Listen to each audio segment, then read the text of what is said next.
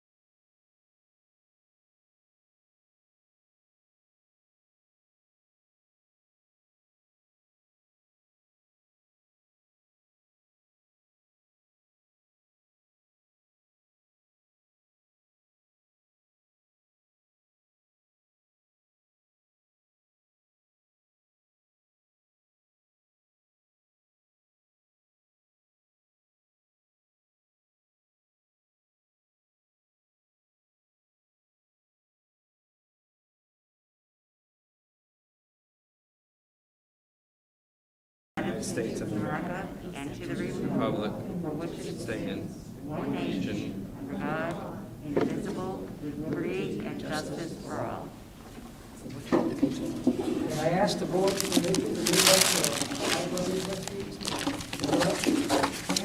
Yep. Okay. I'd like to introduce yourself, who you all are. Okay.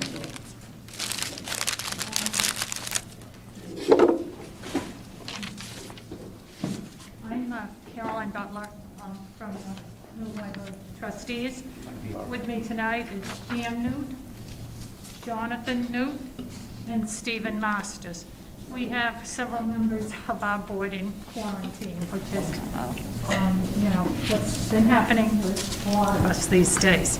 Can I let the board introduce themselves, with that way down? Abigail Rooney. Emily Meehan. Travis Corvo. Let's shoot. I know some of you, but nice to meet the rest of you. And so, Ian and Jonathan and Stephen will join in. Thank you for inviting us.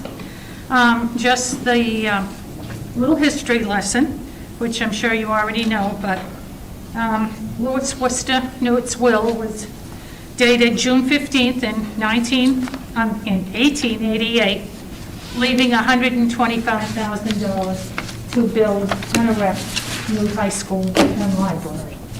And so subsequently that happened, as we know, and the trustees were formed through an incorporation. We are incorporated. A private corporation in the state of New Hampshire through the state, not through the county, through the state. It's a little unusual, but that was a long time ago. And so that incorporation was August 14th, 1889. The bylaws were established October 3rd, 1889. And with that, we are the trustees of the corporation. And then in 1959, some people that I knew well, who were on the board at that time, conveyed the school land and the personal property to the school district of the town of Milton. And it does state in that agreement that if there is a breach of any or all of which the property, together with any improvements therein, would revert to the said corporation. And I believe that's the reason you asked us here tonight. So, Jared? So we have a long sought after opinion from our attorney. okay. Which basically, in a nutshell, says exactly what you just reported. The wording in the covenants, that conveyance are, we were not to meet those requirements that the property would revert together with any improvements, as you said, to the trustees of Newt High School. It shall continue to be known, another covenant, shall continue to be known as Newt High School and Library. And the third condition was that it remained as a high school and library for free use of inhabitants of Milton, New Hampshire. You're correct. There's one other thing I wanted to add. Basically, he cites some case studies. And his summation is, with that in mind, it's clear that the district's discontinuance of the use of Newt High School and library for a high school would create an issue with respect to the district's ability to maintain title to the property. So we are in concurrence. That's who we, And I think when this board makes their decision, am I correct that it is the school board that makes the decision? When you make that decision, if you make the decision to close the school, then at that point, you would inform us of what your intended purpose would be. And at that point, it would go to Superior Court. And that, the court would make the decision. Am I speaking for all of it? thank you very much. I don't have anybody else have anything on the board?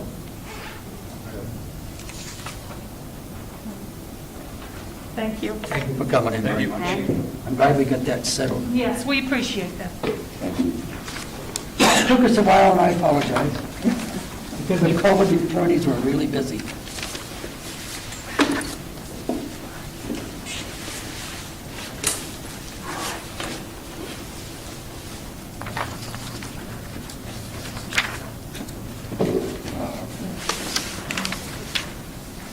Okay, going back to the minutes. Workshop, Wednesday, November 10th. Did everybody get a chance to read them? I will make a motion to approve them with some corrections. On page 1, under the covenant with the library, I added "our attorney is now meeting," and then Prospect Mountain was the name of the school. The next one was the accreditation process. The committee has started to determine standards to prepare the application, and added Mountain again further down to Prospect so that it would be clear what school it was. Do I have a second? Second. Aye. Aye. Aye. Aye. Aye. That one. Moving on. Wednesday, November 10th, public hearing minutes. I will make a motion to approve them with some corrections. On the front page under school care, I deleted 80% of the teachers because all of the teachers who are carrying insurance are on the school care. A couple of grammatical changes. Again, on page 3, I added Mountain to Prospect. And down at the bottom, changed from purpose to purple pages. Couple more grammatical changes. And then on page 5, the draft warrant articles, under Article 2 would be the proposed operating and default budgets. Number 4, special meeting, and I added if the teacher contract doesn't pass. And the next line down, add to the special ed building, trucks and technology trust fund. And down at the bottom, the capital reserve fund transfer needs to be done by December 15th. And that was it. Do I have a second? I have a couple corrections as well. You seconding it, Travis? Yes. Go ahead. On page 3, in the first paragraph, at the top of the page, it's Sally Riley, not Sarah Riley. Yeah, sorry, I already corrected that. It was a, Oh, was it? All right. Yeah. And then, I don't know if you caught that NHIAA on page 4. no, what is it, NHIAA? Yes. Okay. Thank you. That I did not catch. I have a couple as well. Go ahead. I'm going to say your representative, Mrs. Broussard's name is B-R-I. not BRU, and it's repeated in the minute. I don't know why the question mark is there. She is the district curriculum coordinator. Oh, that was the name. Oh, the question mark about the name. last Okay. name, I didn't know how to Yeah, spell it either. it's with an I, and she's the district curriculum coordinator as well as assistant principal here at Newton. Thank you. Anybody else have any corrections? Ed? Aye.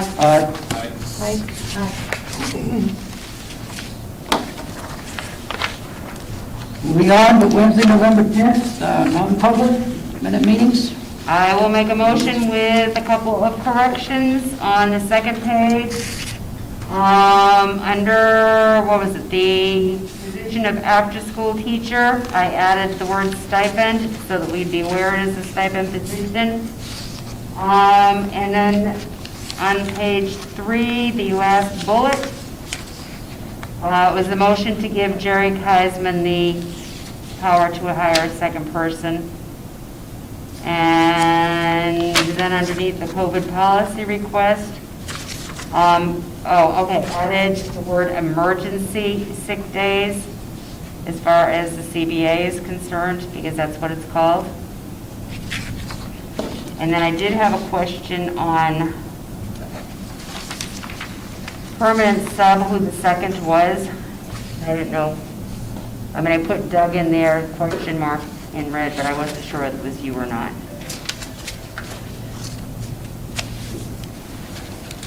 There's nobody there, and I just put you in there because I wasn't sure. Do you think you seconded it? No idea. Do you accept it? I'll take it. Okay, we'll take Doug. Did I have a second on that one? Second. Thanks. Anybody else have any questions? Ed? Aye. Aye. Aye. Okay, Wednesday, November 22nd, board workshop meeting minutes. I will make a motion to accept them with a couple of corrections.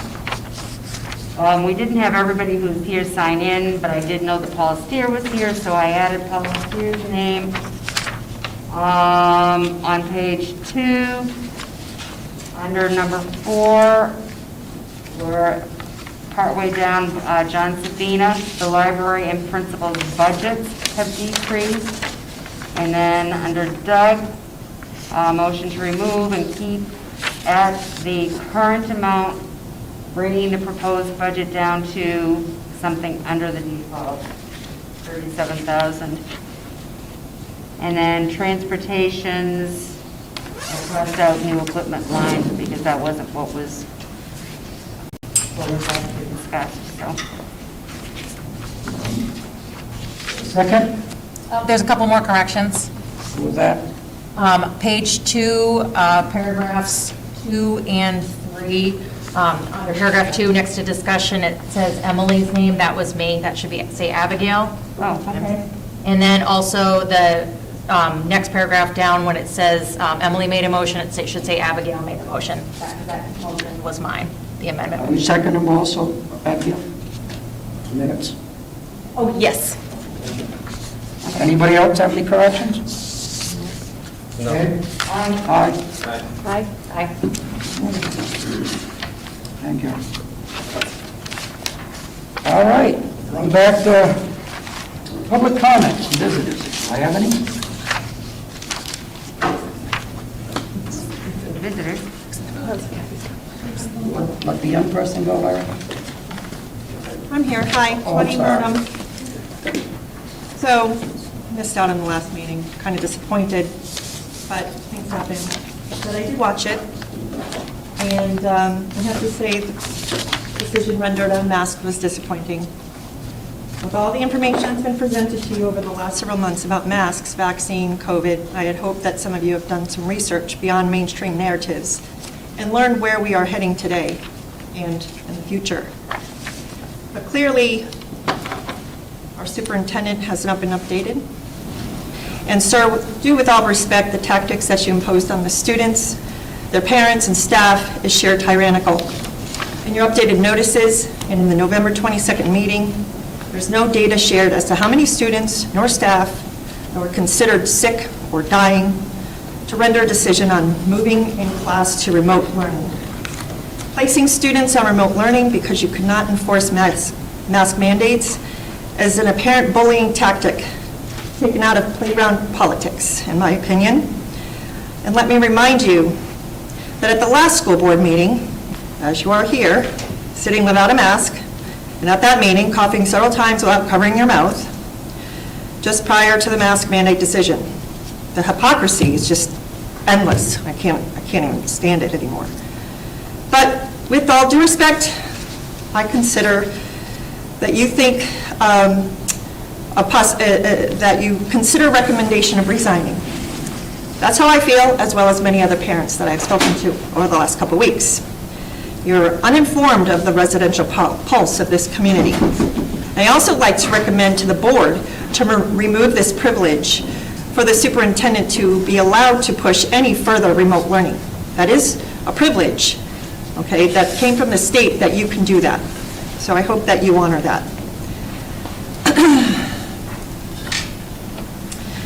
I have shared with you, along with many other people, that masks do not work, and many of you believe it. I've seen it, and it's back and forth with wearing the thing. I know many of you are afraid, and I can understand that, and I have respect for that. But unfortunately, you've been following a lying narrative from the federal agencies all the way down to our lying state agencies. This includes the CDC, Fauci, and our own lying governor. I hope you can hear that loud and clear. Because I have been at several meetings, executive council meetings, to see what a tyrant our own governor is to push this nonsense in vaccines, in vaccine registries, and shoving it down our throats and our children. And if you think that this is all about a mask and COVID and sickness, you are mistaken. Next year, we're going to be standing here deciding whether the vaccines are going to be mandated. And it should not be, because there are many people that are dying and being injured by these vaccines. I have information here I'll be happy to give to you, which has other articles and information from many doctors and scientists to prove what is going on. Unfortunately, lying media like WMUR and other local media, don't even bother using Google. That's not even worth going to. Don't ever say Google this, it's a lie. They have covered and swiped all good information. Truth is no longer truth. Instead, it's just fear-mongering agenda.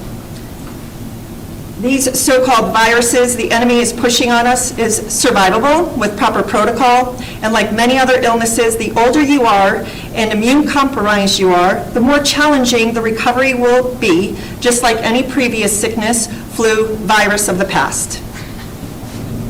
In your downtime, I would recommend that you start reading and researching the Nuremberg trials. I'm just going to interject here because I do have personal stake here, where my own grandparents were victims of World War II and what has happened over there.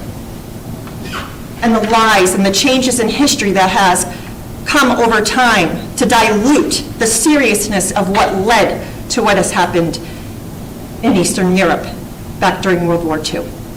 It is happening here. It will continue to happen here if you don't start learning what's going on.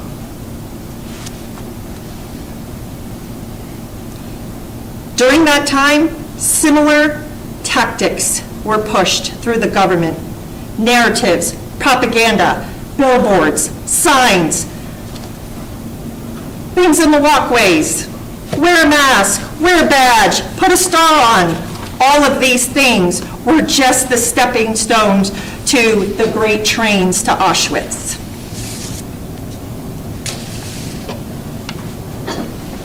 I'm saying this because it's probably the last time I'm going to say it, because there's bigger fish to go after.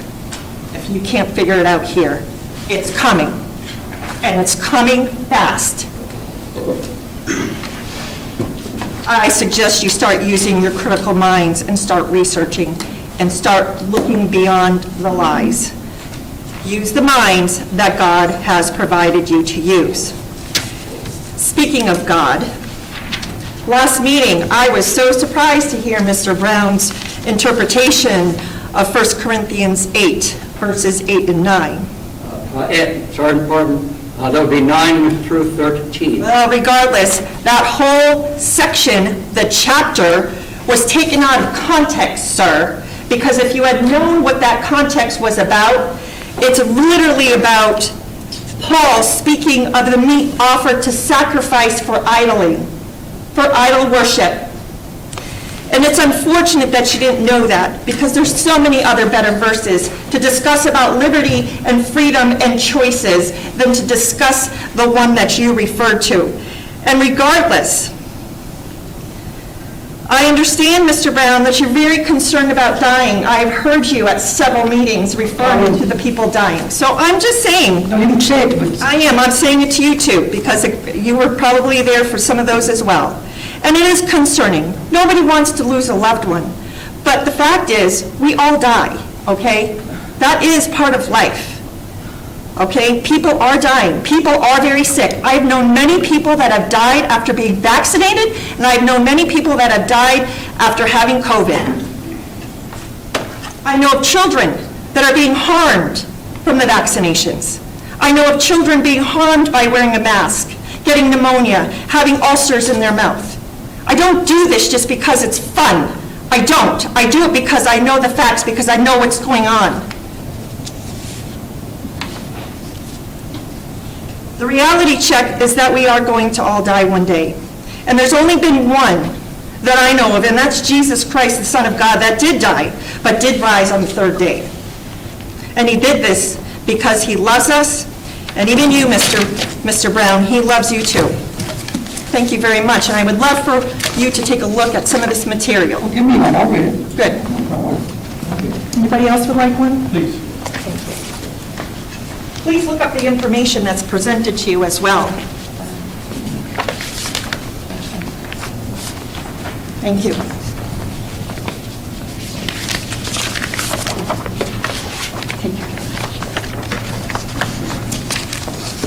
Okay, thank you. Fine. Anybody else? Larry?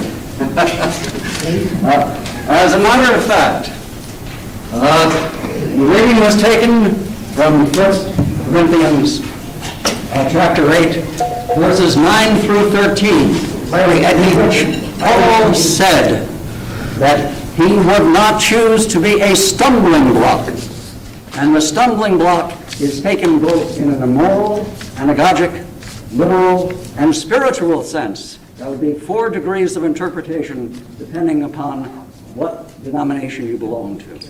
You can turn again to the New Hampshire Constitution. You can turn to Section 1, Article 6, in which you will find that the state is neutral as to any religion, and all religions are equally under the protection of the state, which means that the Watankas of the Western Indian tribes are no different and possibly better off than 2 naked people talking to a snake in a garden.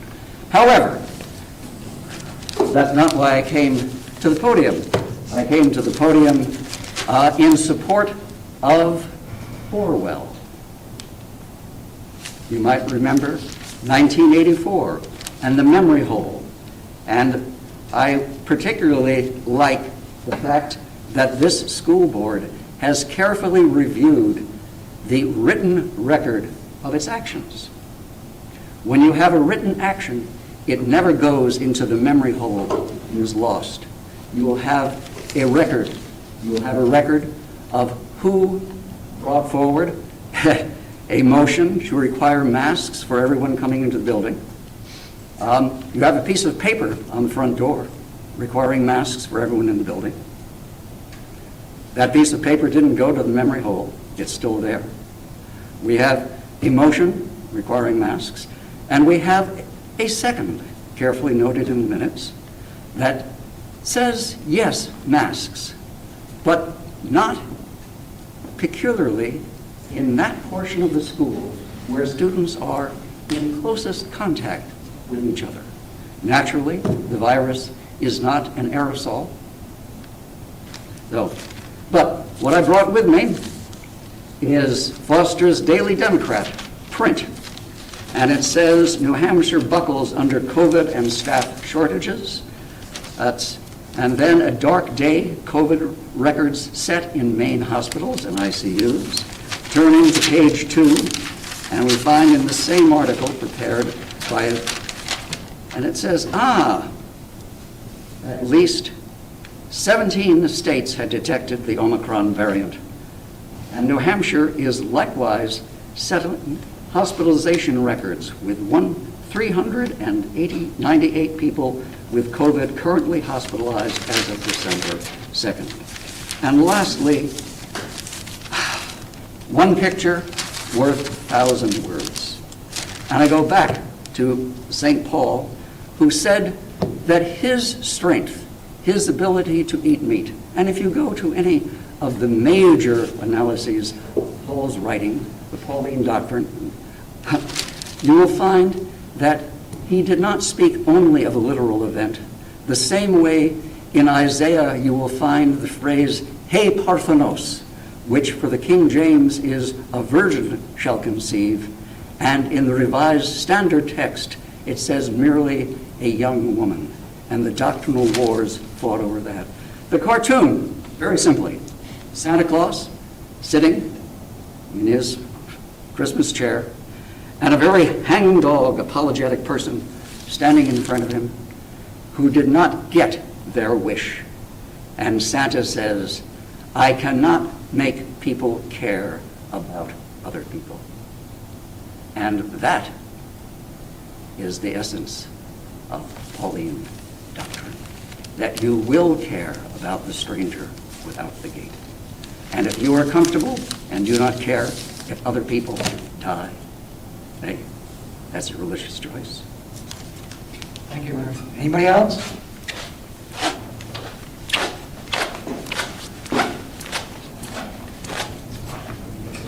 Rather ironic, because 1984 was a book about a society that forced and beat people into compliance. Can you turn the microphone on, please? I think we're going to that up there, aren't we now? We can't hear anything now. Yes, I believe it was off. Turn it towards you more. Just So, I was just pointing out that 1984 was a book about a society that forced compliance, beat people into it.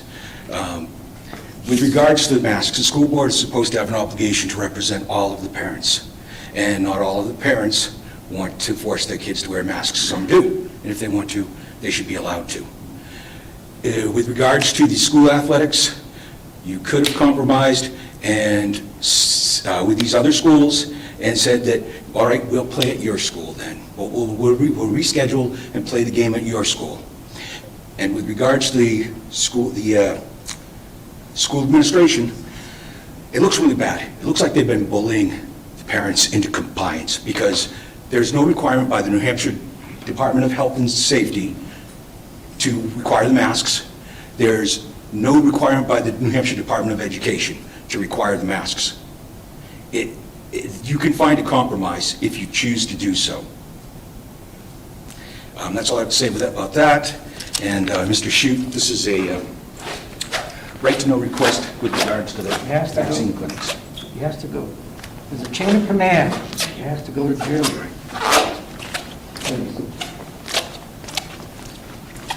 You all set? Al?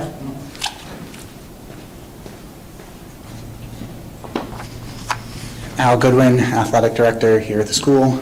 I just wanted to give a quick athletics update. Our middle school boys team is 2-0, very strong start to their season. Middle school girls are 0-2, but competing at a higher level with a smaller point gap than they did last year, which shows growth, which is great. On December 1st, Principal Levitt and I attended a conference with the NHADA, Athletic Directors Association, and a big topic of that was the House bill that goes into effect September 1st of 2022. And that basically means we have an athletic emergency plan for every sport in every location that we have a sport. It is going to cost right around $1,400-ish for equipment to get us in compliance with that ahead of time.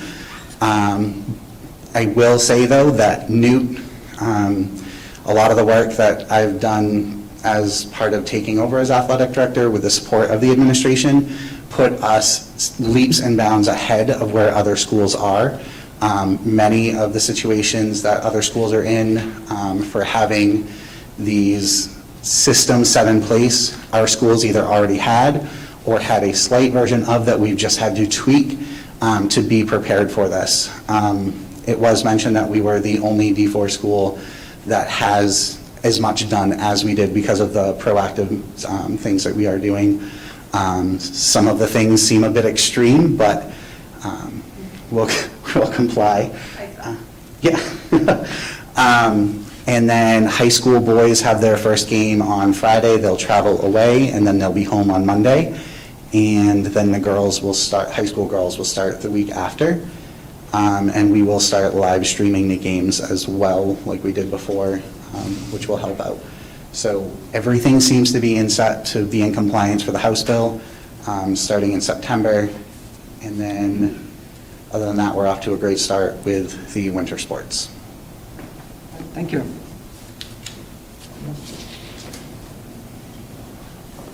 I just have a quick question, and just correct me if I'm wrong or if things have changed. Your name, 'cause- Oh, I'm sorry, Shannon Mills. With the mask mandate, the times that the children are allowed to take them off, I just want to make sure I'm clear on it, is when they're seated at their desks. And when they're seated at their desks, they can be within 18 inches of one another. That is really confusing, because if they have to be that close because of the sizes of the class and the amount of children that need to be in that one class, why are they allowed to take their masks off then, but have to wear their masks while they're more separated from each other in other instances? It seems a little backwards to me, so I'm just trying to understand that thought process, because if they're walking in the halls and they're able to be closer or farther away from each other and separated more, to me, that's when, okay, take your mask off. But when you're sitting down at your desk and you have somebody right here, if you're going to mandate the time of wearing masks, to me, that seems like that would be it. So I'm just trying to understand why that came about that way. Thank you. Anybody? I'll take a stab at it. I made the motion at the last meeting because we were remote, We were out with COVID. and I was trying to get the students back in. Yep. I also understand that masks are optional, and tonight, we're going to be discussing mask matrices. Okay. And on the one that I drafted, it specifically says take them off while you can move throughout the building and be socially distanced and wear them at your desk. Oh, okay. But that was just like a, get the students back in. Get everybody back in school. Okay. And So you're going to be discussing to the that? amendment, I'd have to. Okay, sorry, wrong timing then. Thank you for all your hard work. Anybody else? Okay, moving on. No, I'm sorry.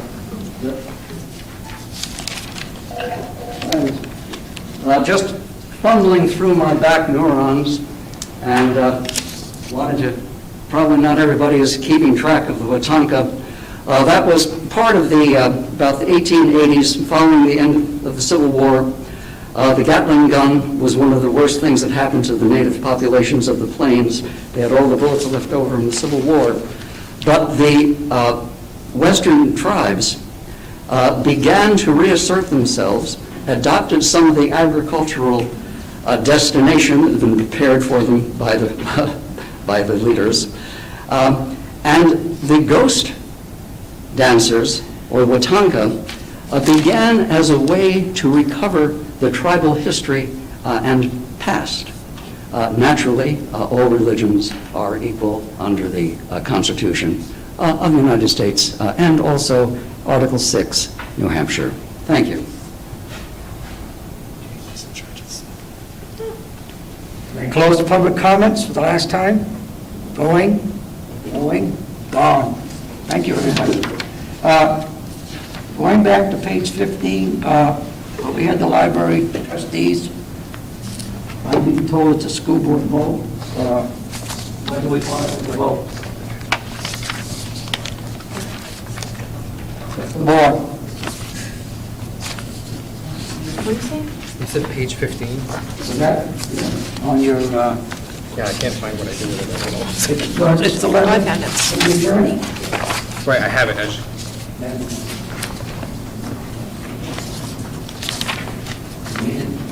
Put it on our next meeting?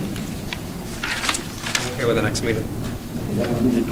We also have a public hearing. I think we have to accept 110. All right. And what? No, I don't. Next meeting, we're going to have a public hearing for, right, how much was that money again? 125,000? Roughly 140? Oh, 140. No, 140. 140,000. 140, roughly, yes. Okay, all right. So, do we want to deal with it at the next meeting? I'll put it on. What are we moving it to do exactly with this? We're going to send the kids out or keep them, send them out, we're going to have to notify the trustees, and they have to go to Superior Court.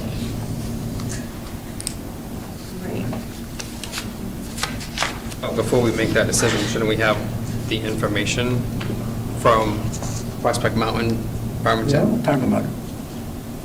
Yes, we're talking about it. That's why I'm asking. Put it on, we're on the 22nd then.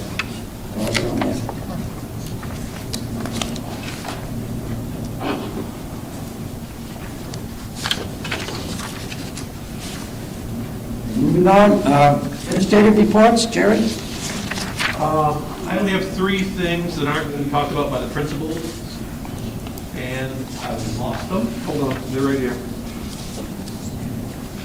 The roofing and siding at the SAU building has been postponed until, we do have a quote, and it's accepted. The work has been postponed until the spring.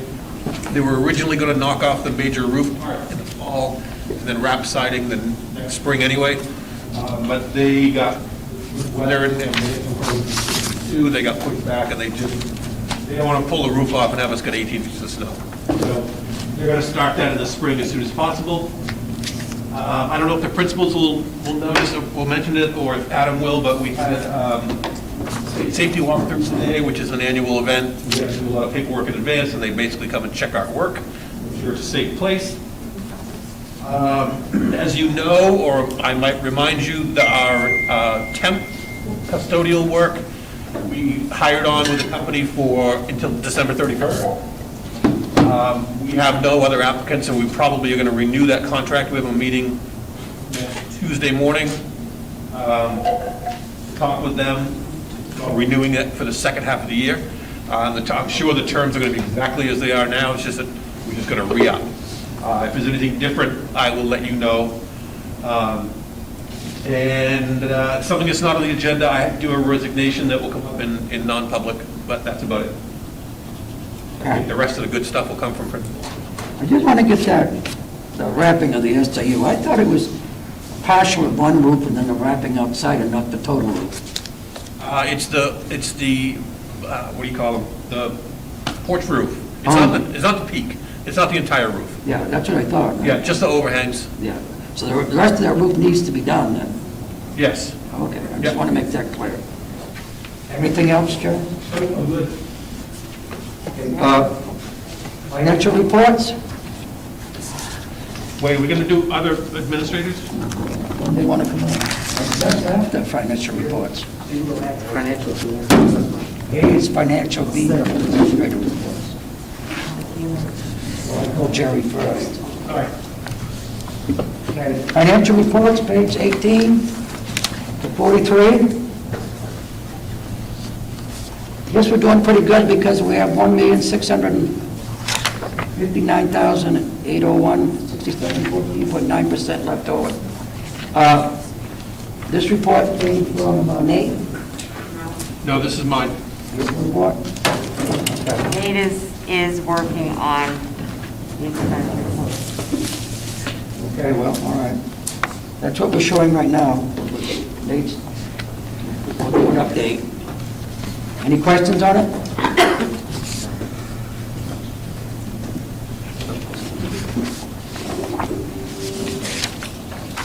The monthly grant reports are 11/1 to 11/30, page 44. Nate is working on that one, too. Nate is working on that one also. So we'll get an update.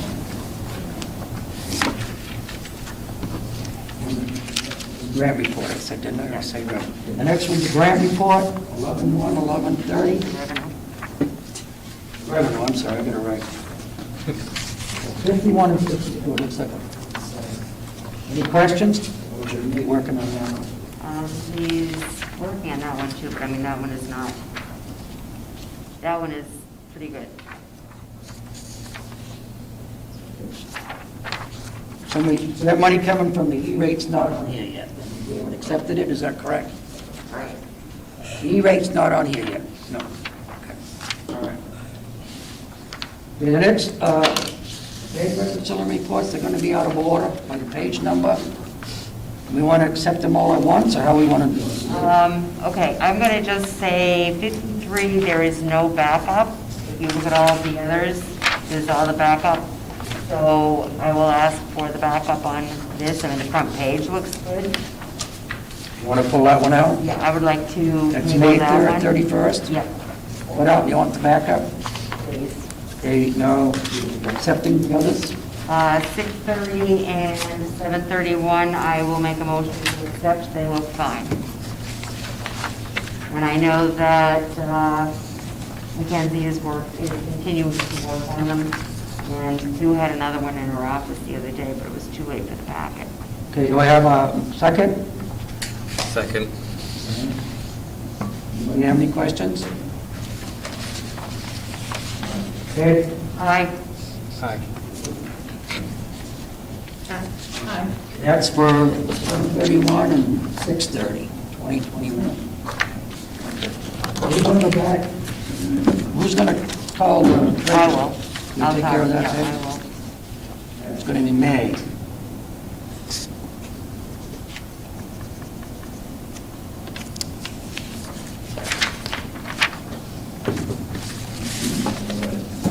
More of that. Yes, John, want to be first? I have some report.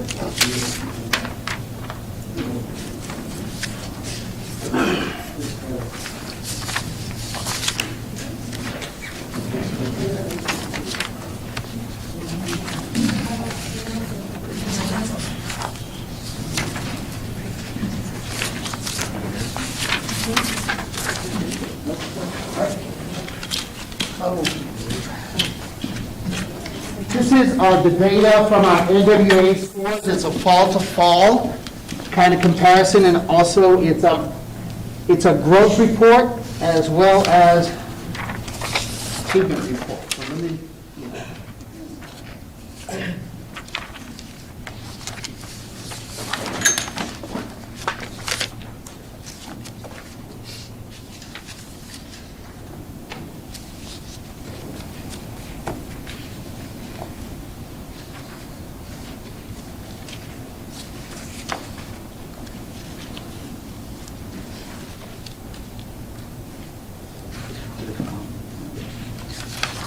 Which one was it?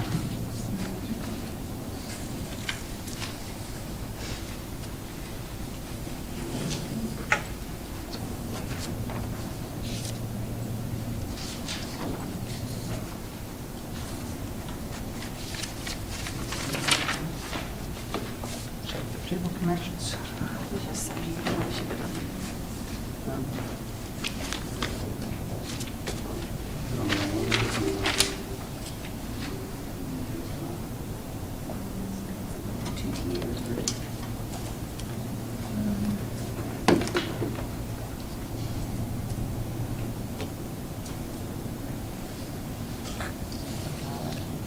Sorry? Like 2 seconds.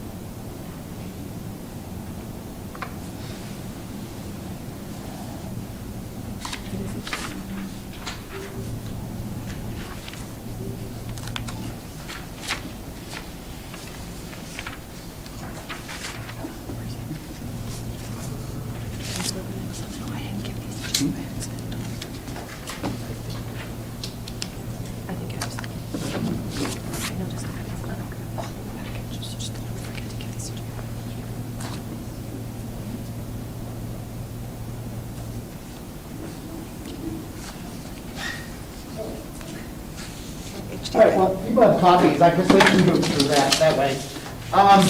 So if you look at the first page, has you have fifth grade reading and math. Now, what this is the same cohort, it's the same group of kids when they were in second, third, or fifth, fourth, third, and second. So kind of follow them along. So this is fifth grade reading and math. So what this does is like for the reading, we have the blue bar is NES, and the green bar are the national norms. So it shows in comparison where our kids are nationally. So it's not necessarily, with NWA, it's not on grade level, they don't have like, it's a seventh grade level, it's compared, it's a normative comparison, and they come up with these scores to say where they're at like every 5 years. So we're working on the 2020 comparative norms. So as you can see, our kids are pretty close to the national norm. So I'm just going to go through so you understand, then I'll take questions. So that's a fifth grade reading and math. And then the next one is fourth grade. Our fourth grade's doing very well. We have, they're very close. So this is their fifth, fourth, second, third, fourth, and fifth grade year. And so it basically compares them to the norm. So it's kind of telling you what, and this is the average score, the mean score, and it compares them. And the scores are down there at the bottom. And I use the 2020 norms, even though if you see some of these I compared them like the 2018, 19, rather than throwing a whole bunch of different tables at you, I used one norm and I looked at the 2015, 2020, there wasn't a big difference, so I just kind of went with the 2020, because most of this is from the 2020. So the fourth grade, as you can see, they're kind of close, and the same thing with third grade. So our kids are pretty much in line. Now, the thing that to show your attention to is this chart here. This is something I put together, so it's kind of confusing. So if you look at each color is a school year. Now what this does is, like for example, grade 1, and the top one is reading, in orange, this grade 1 this is their kindergarten score in the left column, and those same students, where they ended up in the fall of 2020 when they were first graders. So that's a K1 score, but it's the first graders. And what this is a growth report to show how much growth the students have made. So what I was trying to do is to show you that how we did through COVID. And through looking at this, you could come up, you could look at different things, and what I noticed through this is that our students did pretty well. They're still right there kind of with the norms, especially when you take the standard deviation and so forth. What it showed was that our K-2 students didn't do as well with remote than the 3 to 5 students. So you see there's a little bit of a drop in growth. The first year, 18-19, is 12.2, 12.6, and then it goes to 7.8, 9, 7 and 9, so it drops a little bit. Because our K-2 students, they make the most growth.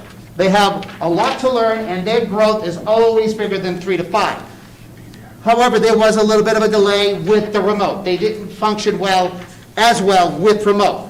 But they didn't crash, they just didn't function as well remotely. But I want you to keep in mind, if you look at these, if you just look at the last bar on all of these, how close our students are to the national norm, 2020. Now, keep in mind, the 2020 norms, they kind of compile and look at tests over 5 years. This national norm came out March of 2020. Our kids are pretty close. So this is over 5 years up to pre-COVID. And this is what was the national norm. So our kids are very close to that national norm that was pre-COVID. So I think it shows that they are growing. COVID did have an impact on our K-2 students.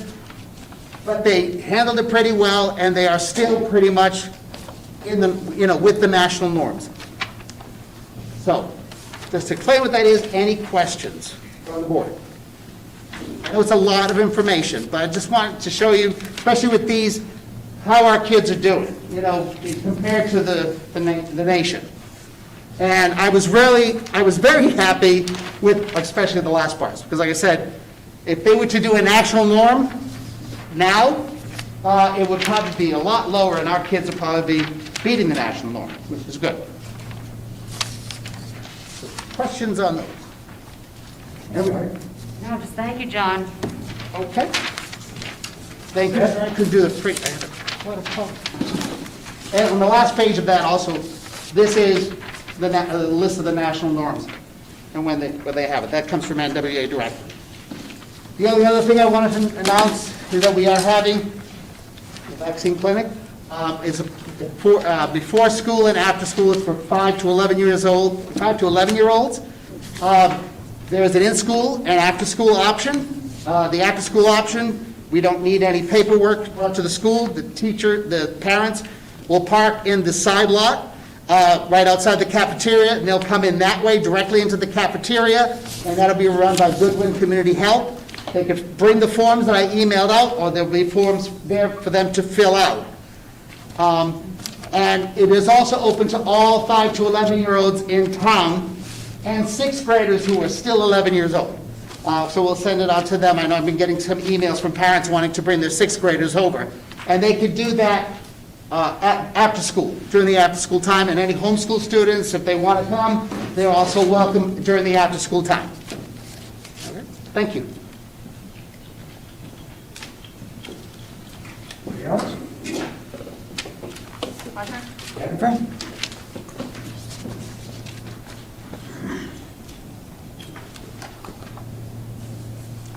I don't have much.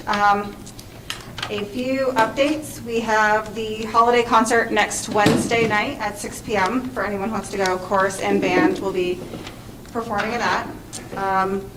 We know there's been a lot of issues with remote support and kids falling behind, so we have found a schedule that anytime a kid is sent home sick, we're going to be sending out a link to them with access to an adult who can help support them, as well as a new guided study structure 2 days a week, Wednesday and Fridays, to help get kids caught up who've been behind. We have a new after-school program. It's a rock and roll kind of club. We have 10 people already signed up that are participating in that. It's welcome to 6 through 12, so anyone can sign up. And we are going to do a spirit dress-up week the week before vacation, just to kind of have some little bit of fun with the kids. The student council set that up. And I don't have a lot of information on this yet, but I met with Sal Kahn from Khan Academy and the commissioner last week, along with 2 other principals from New Hampshire. And we are going to see what it would be like to offer a free competency-based credit program through Khan Academy. So I don't have a ton of information other than the fact that it sounds like it would be really beneficial for our kids. They'd kind of work at their own pace, work on the competencies through them. So my hope is that after meeting with that group a few more times, we can have more information for you to help move forward with getting kids some credits in their interest at their own pace. So, questions? Anybody? Thanks. Yep. I think I'm up next. I had an opportunity to sit on the tax rate setting. I'm glad I did. I want to make this clear to everybody. The school this year went down. Okay? Sitting there, the town went up $771,480 over last year. The town has a vehicle, which they can do and the school does not. They can take money out of their surplus, and that's what they plan to do. Last year, they took out $960,000 for 2020. That brought the tax rate down, I think, about $2.13. Okay, this year, the sheet that they gave me, I'm sure the figures might be different now, but they did take money out of that surplus to bring down their tax rate for that $771,480,000 increase. I don't know what the increases were, but your school is down this year. I want you people to realize that. You think the school board is not doing a good, I'm not saying that the selectmen aren't doing a good job. We are trying to keep your rates down and get your kids educated. Anybody on the board? Doug, I just have a question. Does the board have to vote on the budget and the default before we come after? We have to approve it. That would be tonight. Yes. Because if you don't approve it tonight, the budget committee is going to set the operating budget, and you don't want them to do that. And I'm glad you brought that up, because we meet with them. I think I talked about it last week, the 14th of December, so it's going to be a joint board meeting. And the 21st is the second date. I'm going to ask, we both have two joint board meetings with the budget committee on those days, and that's a Tuesday, isn't it, Beck? Tuesday. So please set the dates aside. Now, I've said that. 5B is your operating budget. And you got a 1.97% increase over last year. It's $220,809.98. Does the board want to cut anything, or they want to send it forward to the budget committee like this? I will just say that I have spent a lot of time going through both the proposed and the default, speaking with people, working with Nathan, and I have a couple of places that I would like to recommend we cut. One of the things that I do want to really stress is default budget. We can't change anything in the default budget. I mean, that is just kind of last year's everything, anything that's a contract, anything that had already been approved last year goes into the default. I'm talking about cuts to our proposed budget. So we are currently $39,000, almost $40,000 over our default budget. And being on the budget committee for several years when we were in a default budget, every single line almost in our expense report was over, because we were looking at numbers in a budget from, and I used to just joke and say 1888 because it seems like we hadn't had a budget for a while. Last year, we did propose a budget that was under the default, and it was passed, and this year's been a lot easier. So what I'd like to do is just go through what I have cut, and for the school board members, if you go to page 19, On the page of the page, oh, I'm sorry, the page of the document, because I'm using mine. So it's a proposed budget, and it's page 19. 92, if you follow along in your book. Okay, oh, in your packet, all right, sorry. Okay. We hired a superintendent / business administrator. We still have the current budget amount that we hired the person with in there. But we've also added a part-time business administrator. I honestly just feel as though if we are hiring another person, that we certainly should cut back the superintendent's salary to within superintendent range in the state. I am making a recommendation that we cut that back to $100,000, or cutting $40,000. And with FICA and retirement, that comes up to a total cut of $48,684. This year has been extremely rough. We have had to hire Nate back as a consultant. He has been extremely instrumental in doing the budget. I have been texting him, calling him, emailing him, and we've really been working through an awful lot. So that is my recommendation. Do we want to talk about that one? We're going to move on, or? You need a motion. Do you have a Okay, second? I made the motion of cutting the superintendent's salary down to $100,000. It's in there for $142,800, just down to $100,000, and then possibly an increase, I don't know. But I mean, if we're going to have a BA, then we can't have that elevated superintendent amount of money. I'm not second this. Okay, do I have a second? I'll second it for the sake of discussion. Okay. I think we've got to make a decision as a board. We're going to keep this job, we're going to probably have to discuss about it in non-public. Keep the same setup, or we're going to ask for a full-time BA to bring him back and get a superintendent. And that's the decision we're going to have to make in non-public. And I'm afraid taking that money away may prevent us from getting a BA.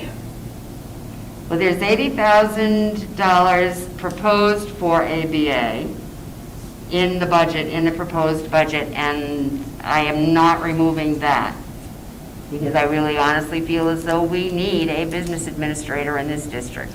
Well, do you have a family plan for that individual with the BA? No. So that's going to be at least $25,000. It's not in the budget? No, but we had talked about, this was actually put in there as a part-time BA, so everything would be prorated.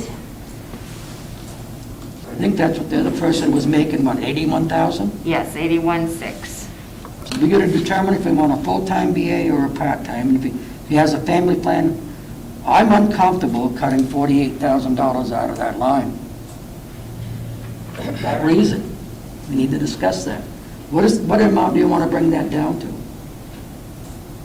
I already said 100,000. No. Oh, What are we over the default, 39? we are over the default 39. I have two other recommendations. And with that and my other two, we end up 90,000 under the default. So if you want to wait and go to the other two. Well, I understand what you're saying. I think you're right. If we have a BA, we can't offer the same, we can't have the same salary. I'm just a little uncomfortable going down to 100 because it seems strange to go below what we had before. Am I missing something? I mean, the others are 107 and 111, so it seems a little extreme to go lower than that. I have some. Does that make sense? I have some documentation for the board that needs to be talked about that situation in non-public. I will not do it in public. Okay? I've done some homework. Do read once in a while. So we can, I'm throwing that out there, we can table it and discuss it all in non-public, okay? I would like to. Okay. All right, it's on page 26. The transportation. I'm not sure what page it is. 99. 99? Okay, spent an awful lot of time with Tim Eldridge, the transportation director. We have contracted out some special ed buses. We also put in adding 2 bus drivers. He and I went back and forth and back and forth and back and forth, and finally decided leave the contracted buses in there this year because they're wheelchair accessible. Cut the 2 people, the 2 new hires, and when we get to the warrant articles, one of the things that we talked about was when it's time to buy a new van, look into buying our very own van that is handicapped accessible, can get a wheelchair in it. So when we look at the warrant articles, we will talk about that one, but I am making a motion. Tim is fine with it, And that whole reduction is $65,588. Say it again, please. $65,588. What line are you referring to? It would be the sped drivers, MES, and Newt. What's your motion? My motion is to maintain or to keep the special ed contracted buses, because that's in the default, it's already in the budget, and cut hiring the 2 new drivers. Because the 2 new drivers also would not be able to drive those vans because they're not ours. They belong to the company. The amount you're asking to take out is $65,588, is that correct? Yes. I will second that motion. We're actually doing it twice then, to go forward with this, is that correct? What do you mean twice? We're doing it in the operating budget, and then we're doing it in the default budget. That amount will come out, that amount was not in the default because it's new hires, so it's Okay. above. Everybody understand that? Okay. Do we have any questions from the board?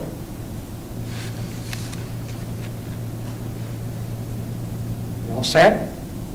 On that figure? Peg? Aye. Aye. Aye. Aye. We're taking out 65,588, we'll take out 39, so we made that goal. That Right? first goal, yes. Go ahead. Okay. All right, on page 29, which would basically be 2 more pages for you guys. Under tech, okay, technology. Page 102. Sorry, I just had so many notes in here. Line, where'd it go? Line 2860-1, new equipment, the computers for $16,000. The last that we had talked, and it was brought up to us, and when I questioned it before, we're getting the E-rate grant to purchase new, an E-rate grant for $140,000, and there's no reason why the computers cannot come out of that. I'm looking at that because the proposed overage for tech was $21,000 this year. So I am making a motion to cut that $16,000 and take it out of the E-rate grant that we will be accepting next meeting, the 22nd. Do I have a second? Second. Okay. Is Claudine Burnham still here? She is. Can I ask you a question, Claudine? Oh, you can't see me, I'm sorry. No, I can't. Yes. As selectman, did you up your gasoline for this coming year because of the increase of $1.41 per gallon? I don't Your recall budget. gas. I don't recall the gas. We don't have gas. For the vehicles? For the vehicles? In the budget, yeah, I don't remember No, I don't doing recall it. that being lifted, raised. You didn't raise it at all? I don't recall that. Okay. Peg's on the budget committee too. Yeah, so- no, I don't think we did, or you did. So you're not worried about the whole 41 increase that's coming down the road or more? It's actually going down again. Well, I hope so. I know, I just paid 5 cents less yesterday, but, it wasn't proposed by the department heads. Okay, all right. Because I was concerned about that with our vehicles. If the gas had gone up, I didn't know if it would hit us or not. Okay, thanks, Claudine. I have a second for Travis. Yes. Do I have any more discussion?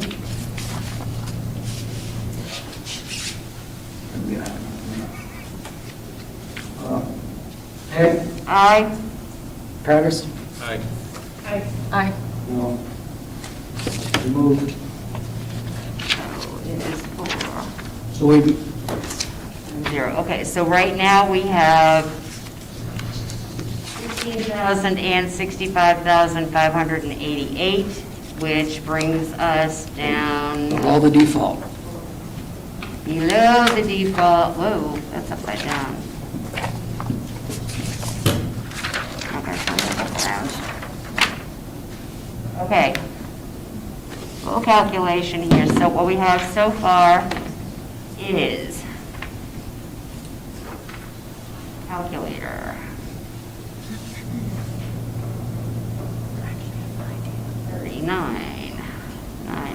39,950 minus 1,000 minus 588. Okay, we are now $41,637 below the default. What is that total figure now? 16,000, what was that other figure? I'm sorry. 588. 588? Yep. Now, if we subtract that from the 220, on the operating budget on page 30, but page 109 in our pamphlet, can we see what our increase will be in this coming next year? Let me go back to that, sir. Everybody, you want to have quickly? Okay, 220, 809, 98, 65,588. That'll leave us 155,000, tell me if I'm wrong or right, 521.98. What I'm going to do, I'm going to divide last year's budget, 11,211, 713, 64 into that. So that our budget for next year will be a 1.4 increase. okay, what I've got for a new budget with these is 11,339,390. Is that what you got, Doug? Adopted last, I'm looking at the proposed and then just deducted from this. from that, so that this proposed is 11 million. I want to see my increase. Okay, and you did that, so what's our, I might be wrong, I might have done the wrong figure.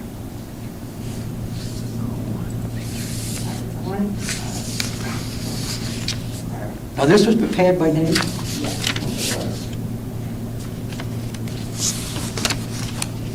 minus?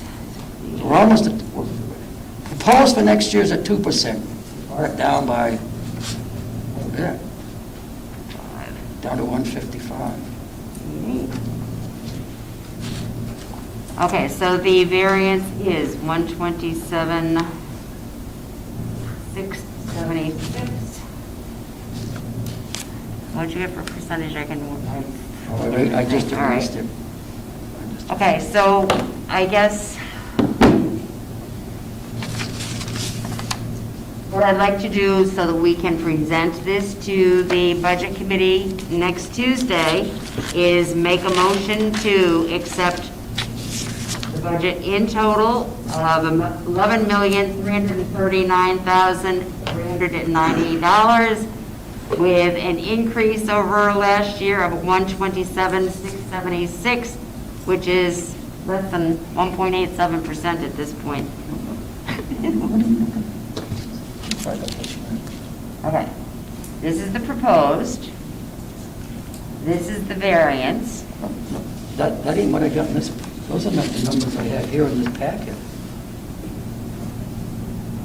This is what Kathy did. I got two, Where did that all come from? where's your packet? I have been going by the, That's it. On your page 30, 103, what's your bottom line, please? What's he put in the packet? Is that on page 103? Yes. We're over by 220,809.98. 998? Am I wrong or right? Line you talking about? Bottom line, the end of the report.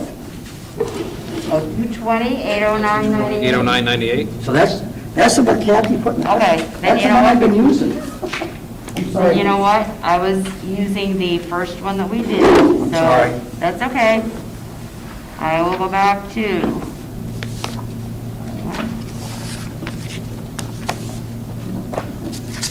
Calculator. Oi. Sorry, that was the one that had all of the back and forths and Apologize to everybody, we all are confused at times. 3, 2, 5, 3, 16.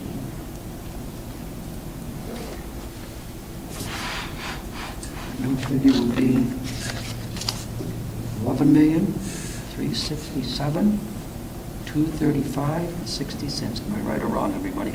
I did not get that. What did you get? 11,350,000. Subtracted 65,588 from the 11,335. Yeah, and then 16. Plus my calculator's off. Let's check our figures together. 432. Everybody following along? I apologize. I'm finance up here, calculator's going. Doug needs his adding machine.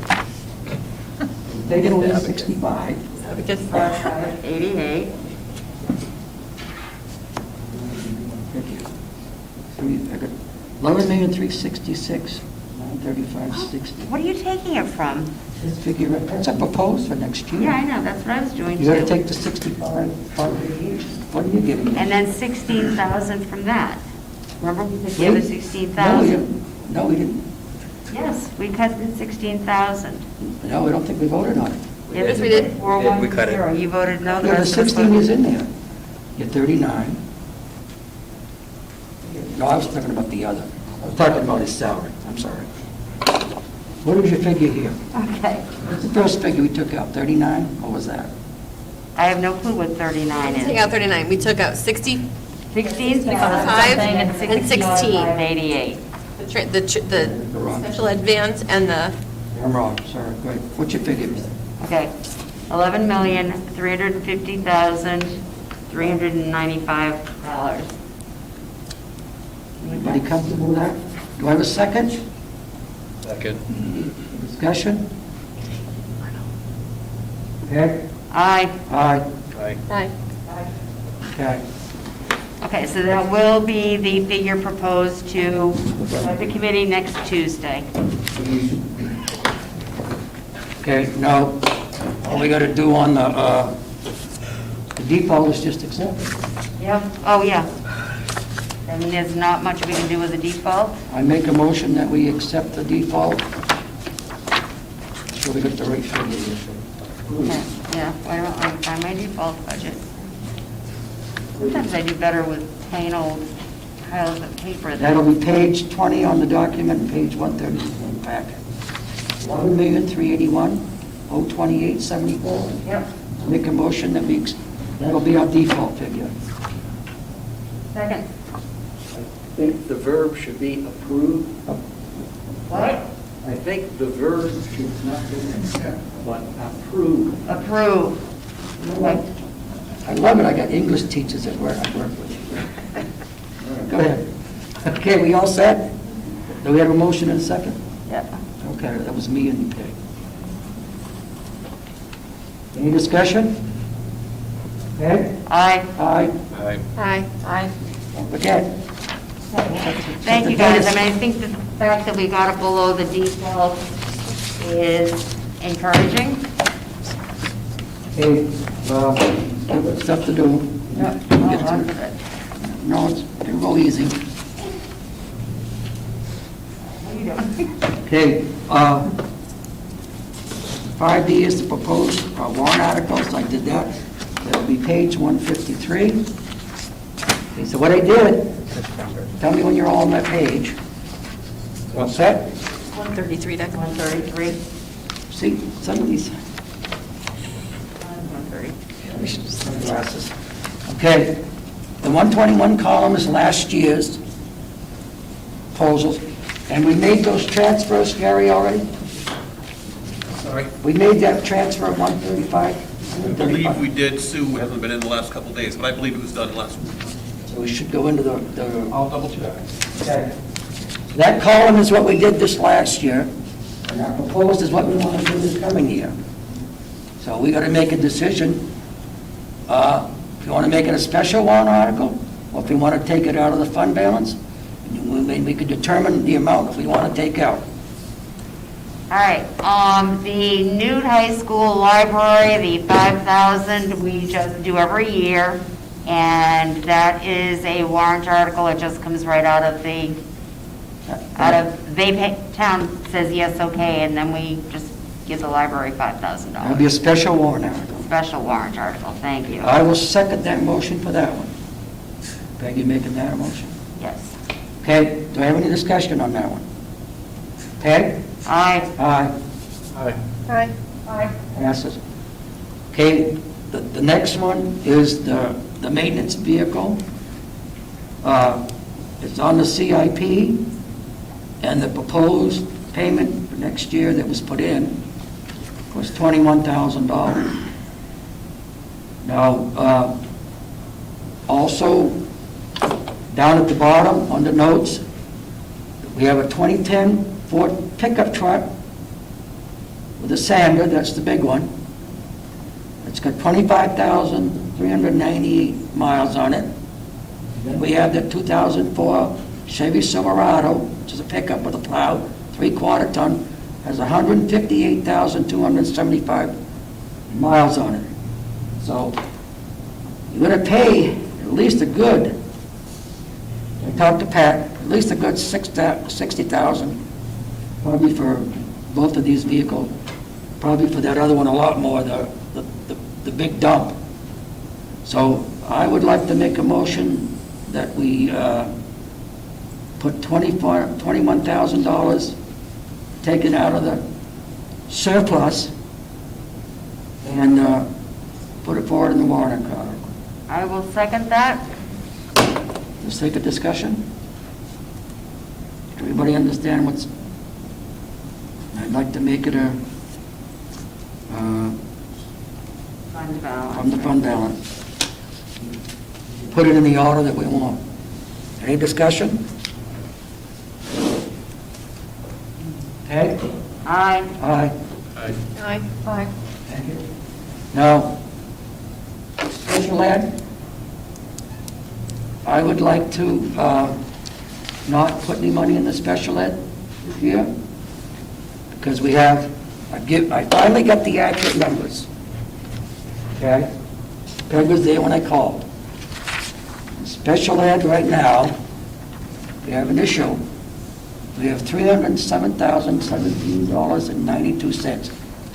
Since we formed that capital reserve fund, since 2011, we've never had to take any money out of it. Well, who said that? I agree. We've been lucky, and I hope it continues that way. But if we have a person that needs special needs, we could go to that fund, and I'd like to, I'm not against it, I'd like to skip that one this year. I don't know, Qua opened his eyes pretty big there. No. Yeah, I don't think, Terrible idea. I don't think it's a good idea either. On the one hand, we could absolutely end up using that money this year, tomorrow. On another, that's about one student at the right placement. It could be half a student at the right placement. I don't think that represents much of a reserve at all. At least not something we should continue to build. See, the problem I've been having when I notice when we go to the budget committee, they keep on asking us why we haven't used it yet. And that's a big question to them. We just have to keep explaining to them that that's potentially one placement. I mean, it's non-negotiable, yeah? Right? When we have to make those placements, doesn't matter what anybody thinks, we have to do it. I don't dispute the placements, I don't do that at all. No, I know you don't, but I mean, that's the answer to the budget committee. Okay. Do you making that a motion? How much you want to put in there, now do you want to take it out of? I think we should at least do what we've always done, You making that a and the motion? input, No, that would be my recommendation, just keep doing what we've done. let's keep doing what we've been doing. So we'll make the motion. Okay, and make the motion. What is it? Keep doing what we've been doing. We're just I don't know. 50,000 from fund balance, is that? Hey, that is what I want to hear, and I'll second it so we can vote on it. Okay? Any more discussion? Peg? Aye. Aye. Aye. Aye. Aye. Thank you. We'll do it then. 50,000. We'll have to determine what order we're going to put this in. It's coming out of the fund balance, capital reserve. Now, school building maintenance. That's a Last year, we took it out of the fund balance. What do we want to do this year? Fund balance, How much? I would like to up it if possible.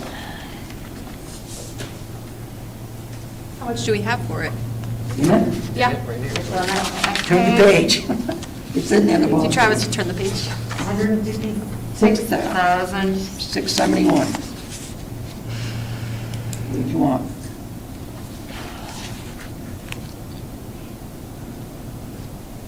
Problem is that all these others need something too. Ooh.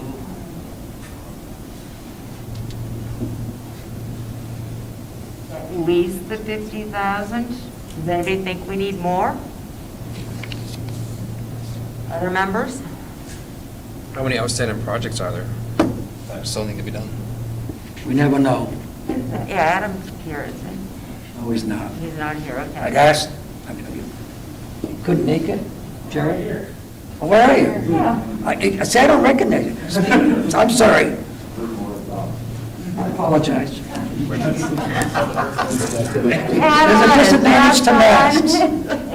What's that? There's a disadvantage to masks I don't recognize. Yeah, that's the problem. Are there any outstanding projects?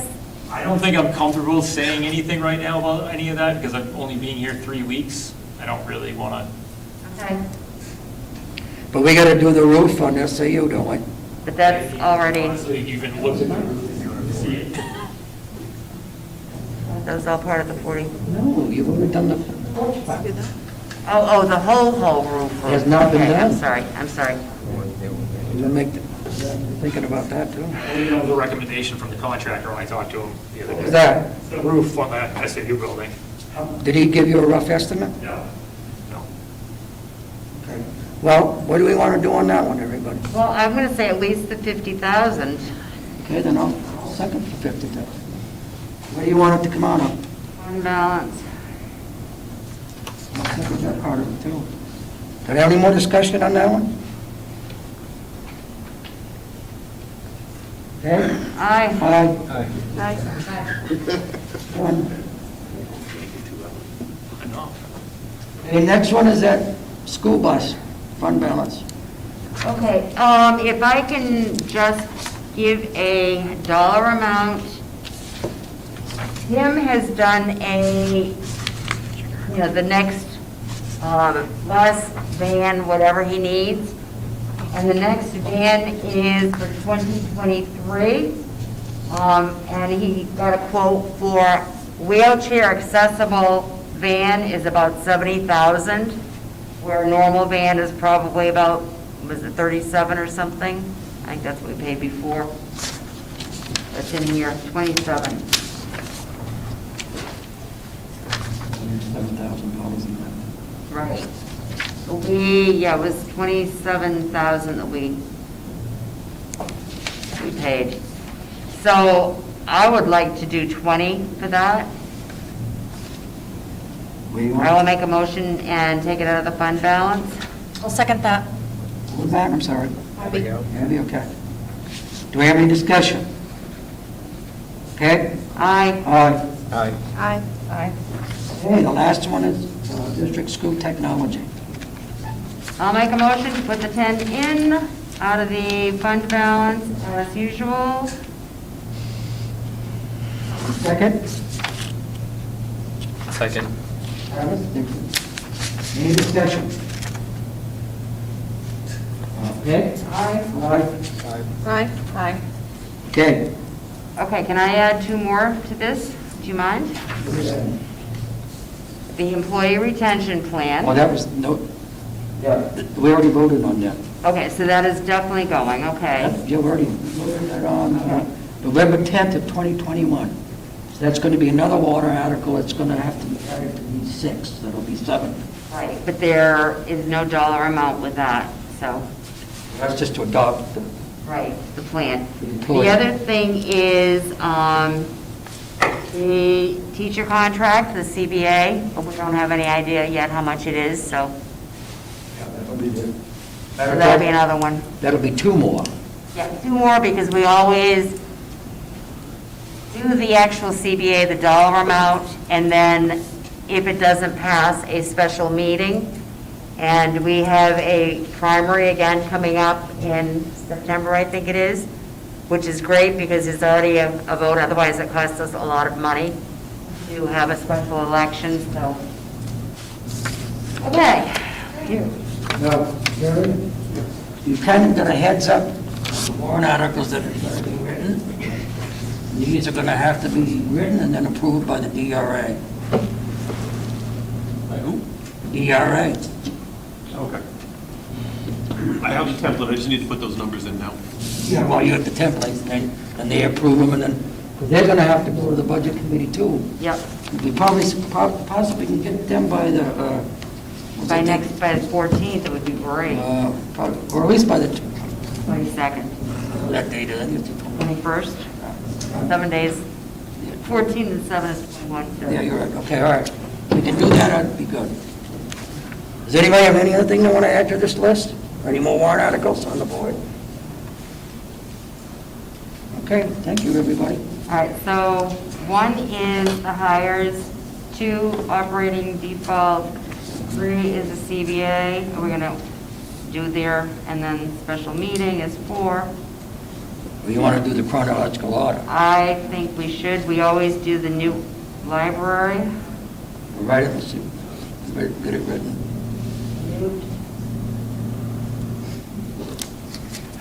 All right, what's the most important thing, guys? Maintenance vehicle, special ed, special maintenance, school bus, or technology? Special ed.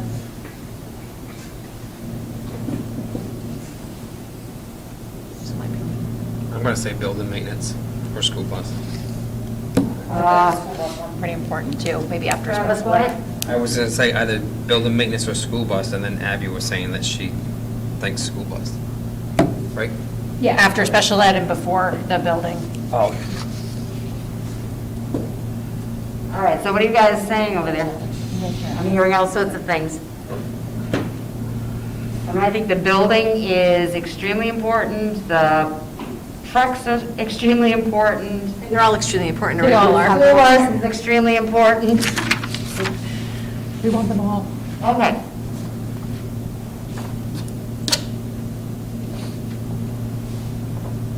My 2 cents is special ed. Going based off just the fund balance currently, I'm going to say special ed comes after school buses and building maintenance. I would have to agree with you, Travis. So you're saying building? Building, school bus, special ed. Then I'd like the vehicles after that. Anybody have a problem with that? No, let me just write this all down. Okay, 8, so 9. You make the, The trucks, for that. and then 10 would be the tech. Where'd we put the library books? That's always the first one, or the first one of these. And we get the hires, the operating and the default budget, the CBA, the special meeting, and then the library, because that's, actually, they vote for the money. It doesn't come out of the fund balance. So do we want to make a motion that we're going to follow that chronological order? Okay, and then we've got the buildings, school bus, sped, trucks, tech. Over there, Travis, Abby, Emily? Okay with that? Okay, all Make that a right. motion? I will make that a motion. Do I have a second? Second. Any more discussion? Peg? Aye. Aye. Aye, sorry. Aye. Aye. They just need to be written? I know, it was your idea.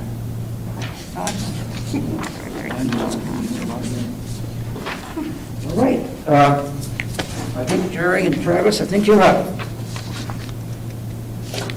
5D, Mass Matrix Review. I'll let Jerry go first. Jerry, you got anything for it? I re-entered the 4-step plan that we had brought to the board earlier, which you have in your packet, as just a comparison or I'm not sure I want to use the word comparison, but alongside Travis's, they're very similar, nuances exist. Basically, what you're looking at is the tiered mask proposal based on infection rate. There were a couple that went around. One was using Stratford County. This one does not have Stratford County on it, but you're welcome. I mean, the pool that you do or don't wish to use for testing and infection rates, that's up to you. I purposely left off Stratford County because I didn't know what you folks, if indeed you want to, wanted to put down for that pool that you want to test. So basically, it's just something that I just reinserted that so you have something to look at next to Travis's.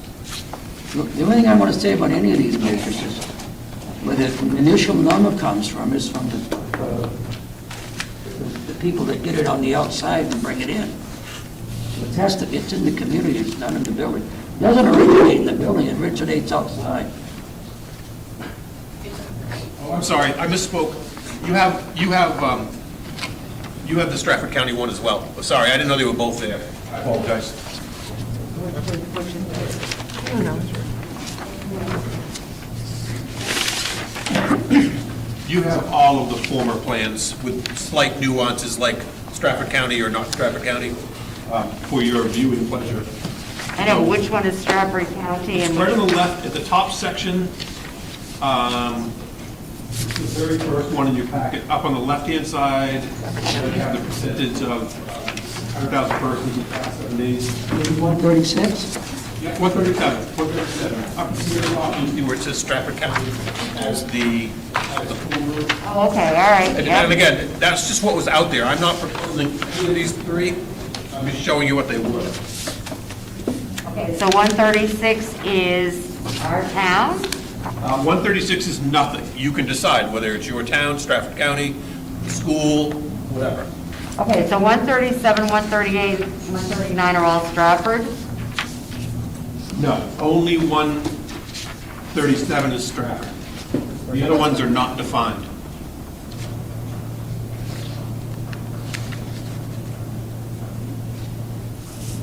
So 30, I just want to make sure I understand. So 36, 38, and 39 are all different matrices with no defined testing group.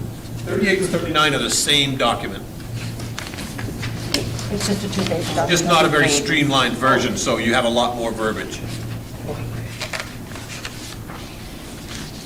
Does that make sense, Travis? Yes. It's the light version of 136. The light version's our current plan, right? Current plan right now is blue and yellow. There is no, well, not part of our plan, but we did go back to masks in the hallways and not at the seats.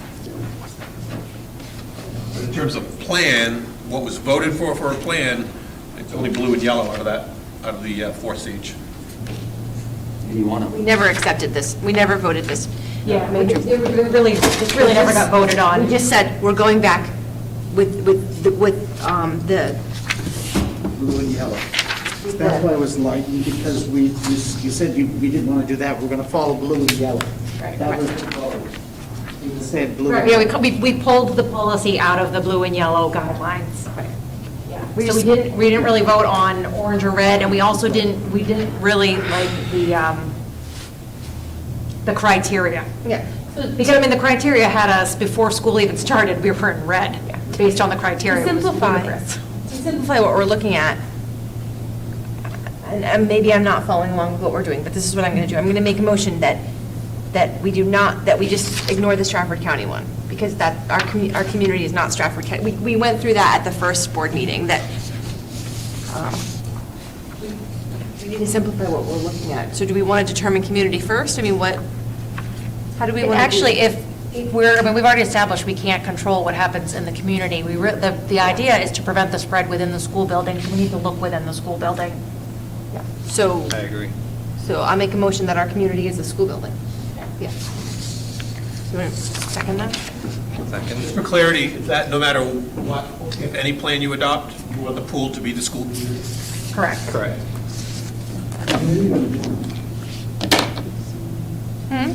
What was your motion? I'm sorry. The motion I'm making is whatever matrix we adopt, the community is our school buildings, our district. District or buildings? We could do district, right? I mean, that's a little, for going down to building, I mean, because don't we have people that go to both? Well, again, for clarity, do you want to do school or district? Because in the last, That's what we're, in the last 3 weeks, news been significantly impacted, and because of holidays and the luck of the Irish, MES hasn't been bothered really at all. So, yeah, so it could be a school by, I'm just asking, I don't care what you vote, I just want to be clear.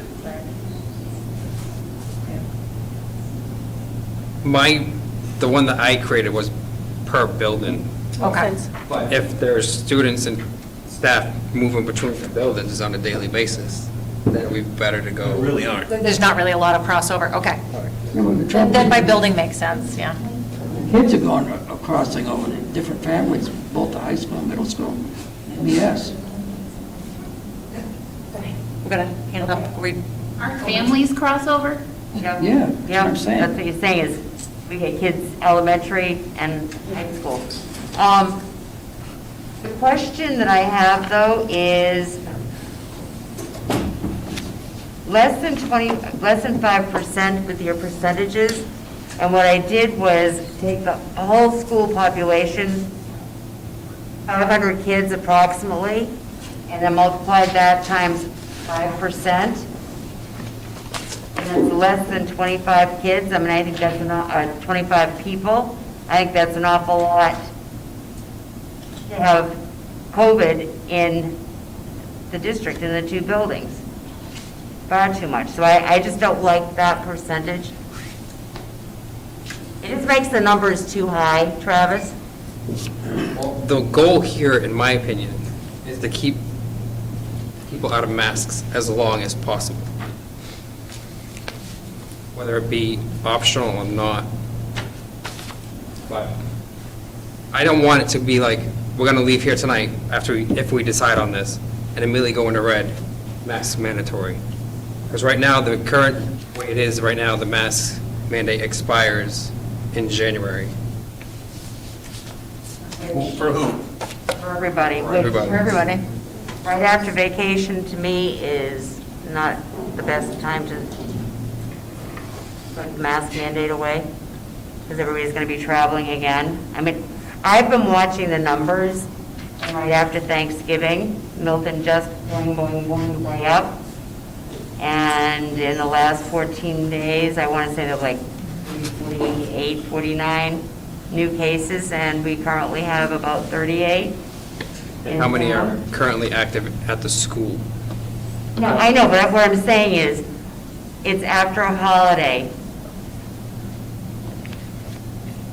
So I personally am not comfortable with the mask mandate going away on January 3rd. And I'm also not comfortable with 5% being 25 if we're going by the district. I mean, I think that's far too many. I have to agree with Peg on both of those. And what percentage would you be comfortable with? 48 cases in total in Milton. I'm sorry, what? Cases. She didn't hear you. I didn't hear. There's 48 cases in Milton. That's it, not new cases in 2 weeks.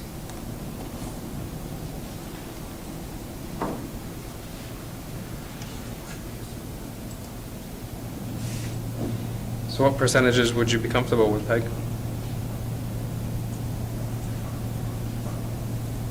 How about a number, and then we work backwards from that? I mean, how many cases do we want in the two buildings? If we're doing combined in the two buildings, or? I wasn't comfortable going with buildings. You want to go with both buildings? I mean, I'd like to see both buildings, because it is. We did a chart a while back telling us where all our staff came from. Not all from Milton, No, I know, and they're, from all over. The majority is from Milton, yes. But May I bring something up? We have another plan which we never presented. Just have it here just to put it on the table, because it's really, I'm listening to all of you. This, I think, will fit. Because, give it to you, look at it. So one of the ones we put together before. Now, this is mostly focuses on building spread.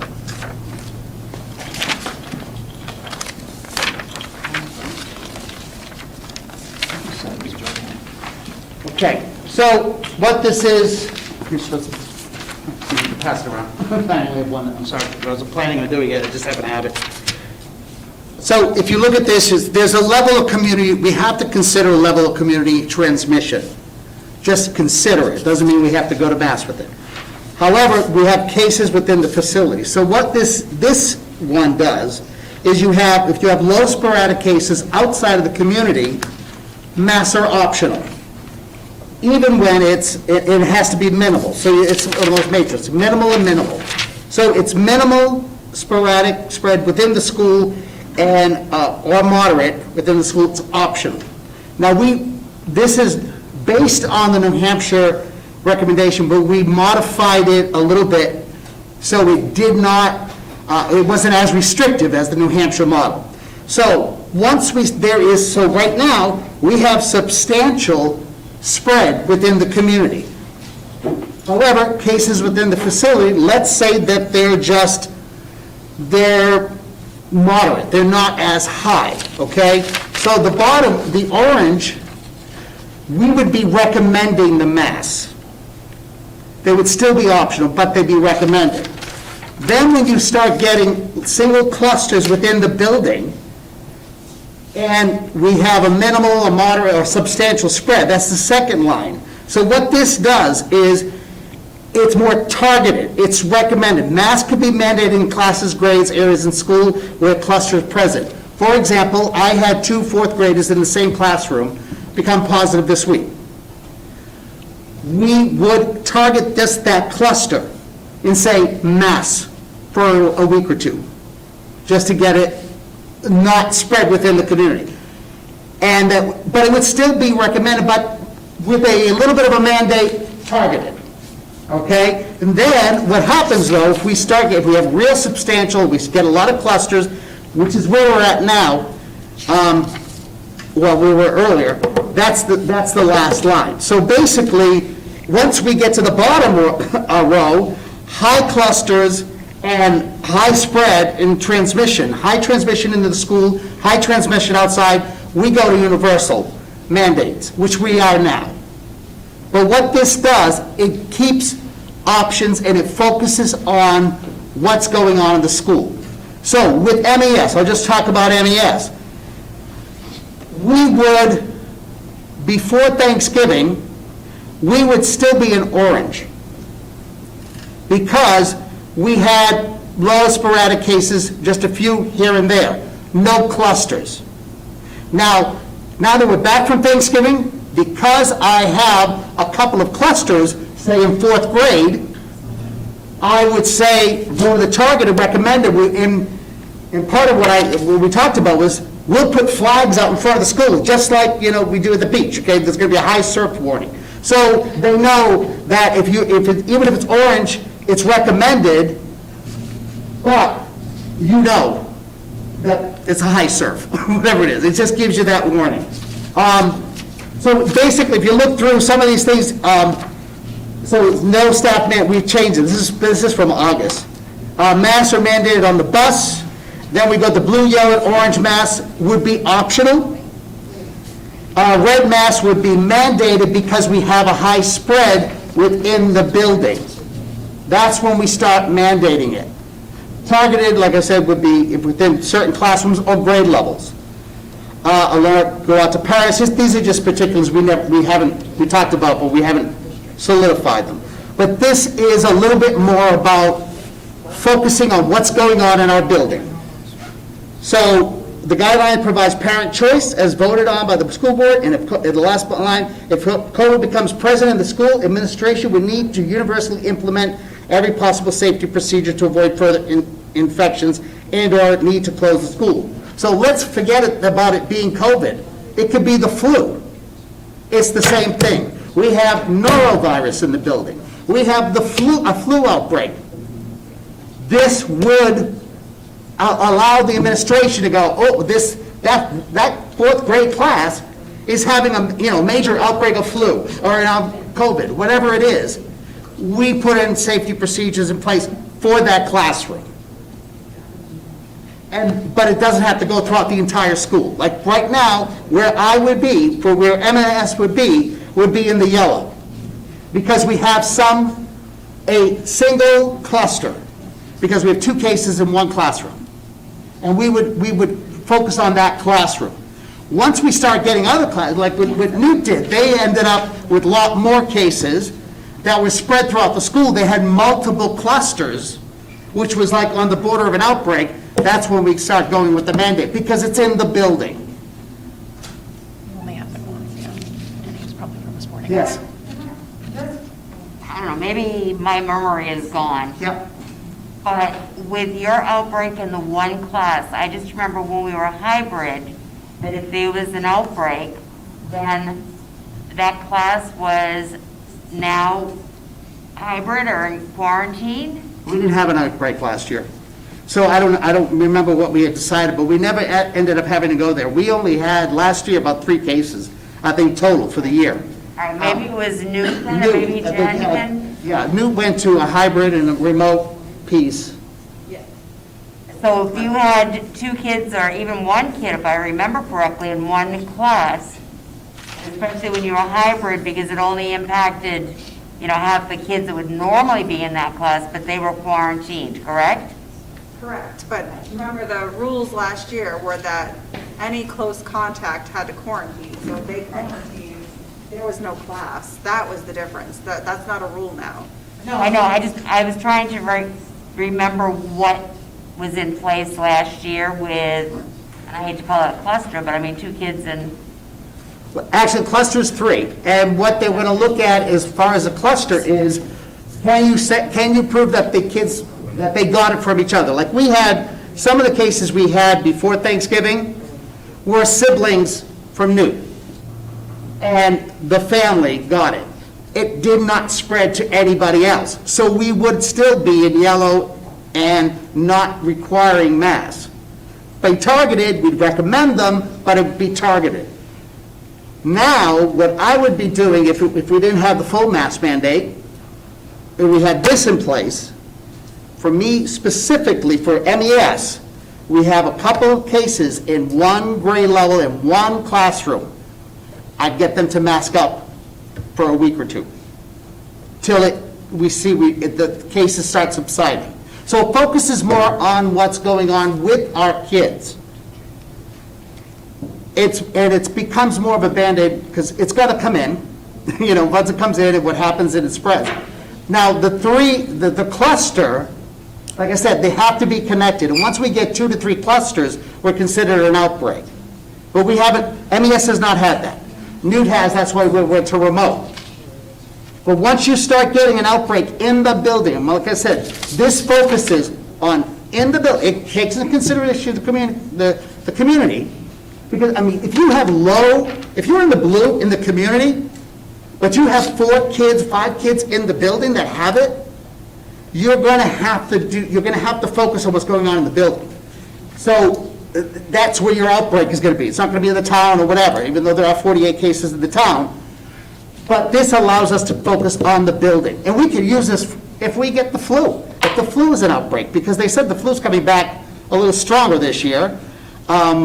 I hear different things, but, it might be worse. Well, we could use that for the flu to keep the kids in school, if we choose. I'm just using that as an example. So don't think of this as a COVID plan.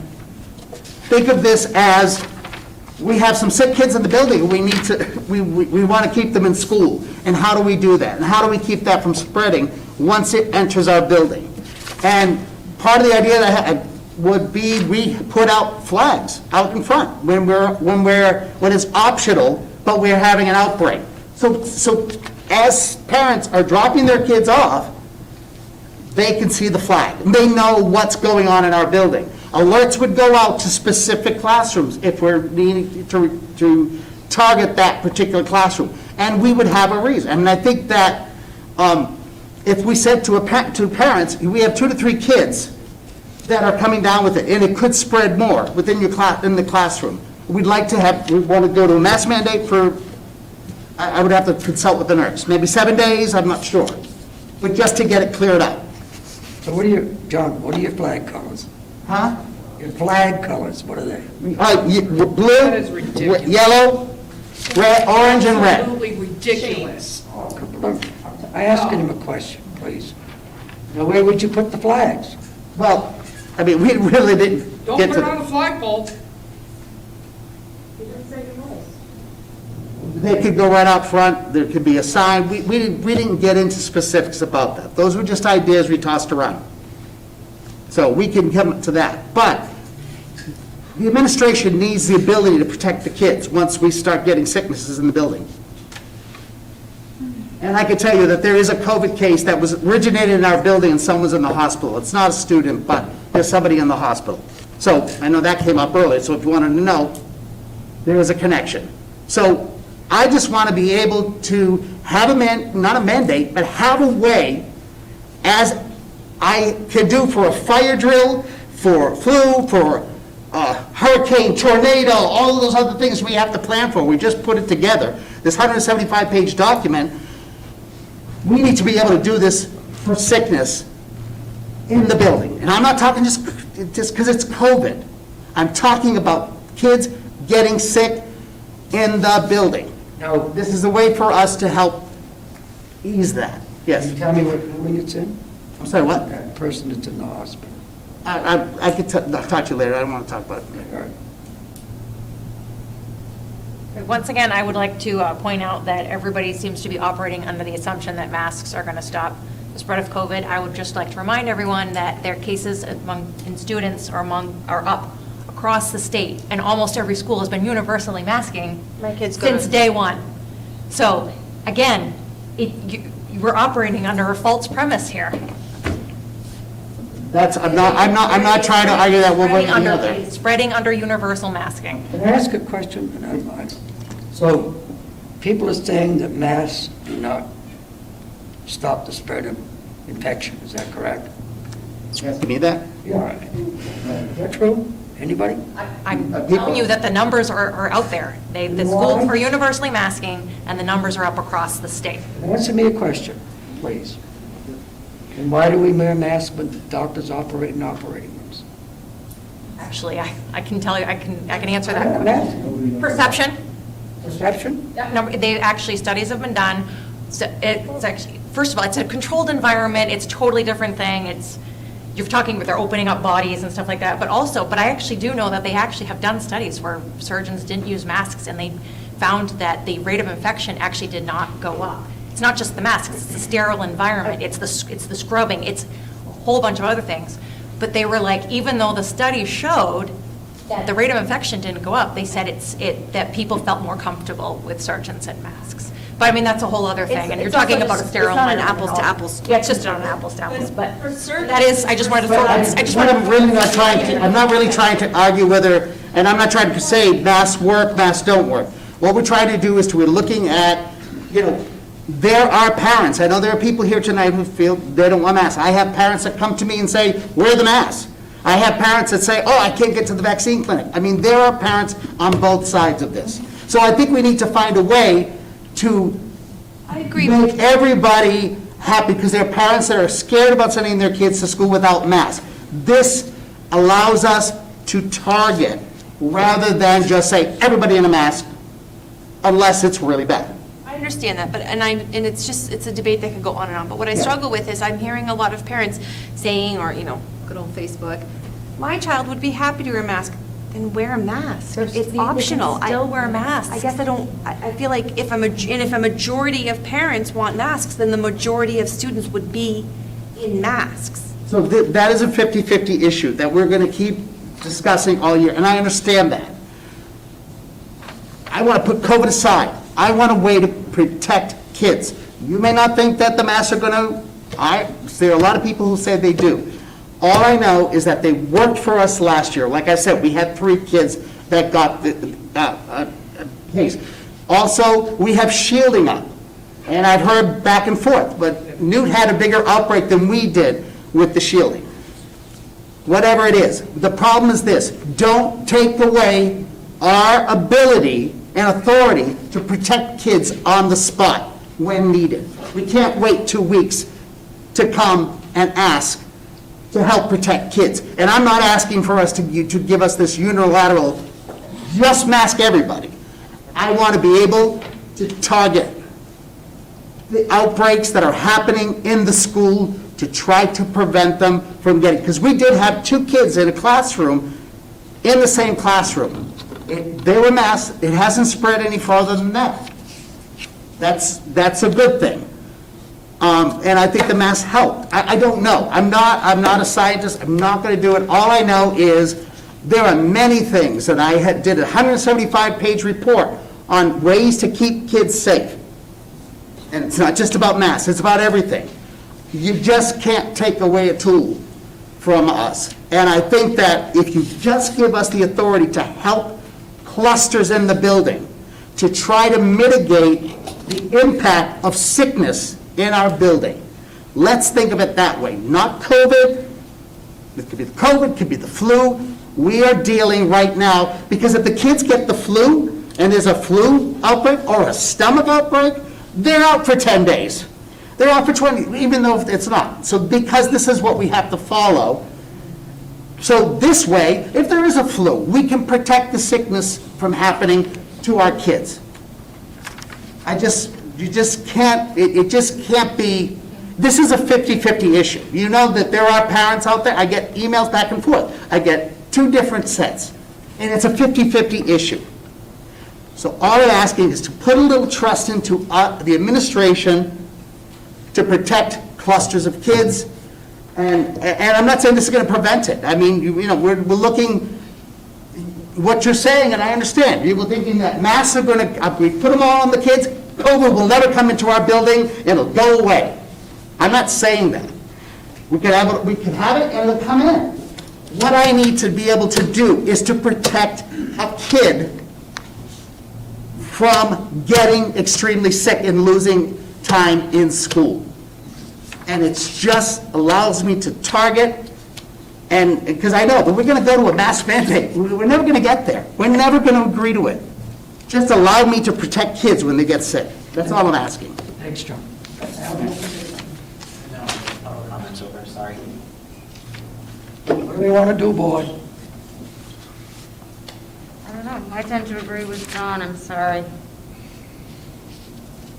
Last year, we had a mask mandate, and we did not have the cases that we are having this year. In the school. Yeah, we also did.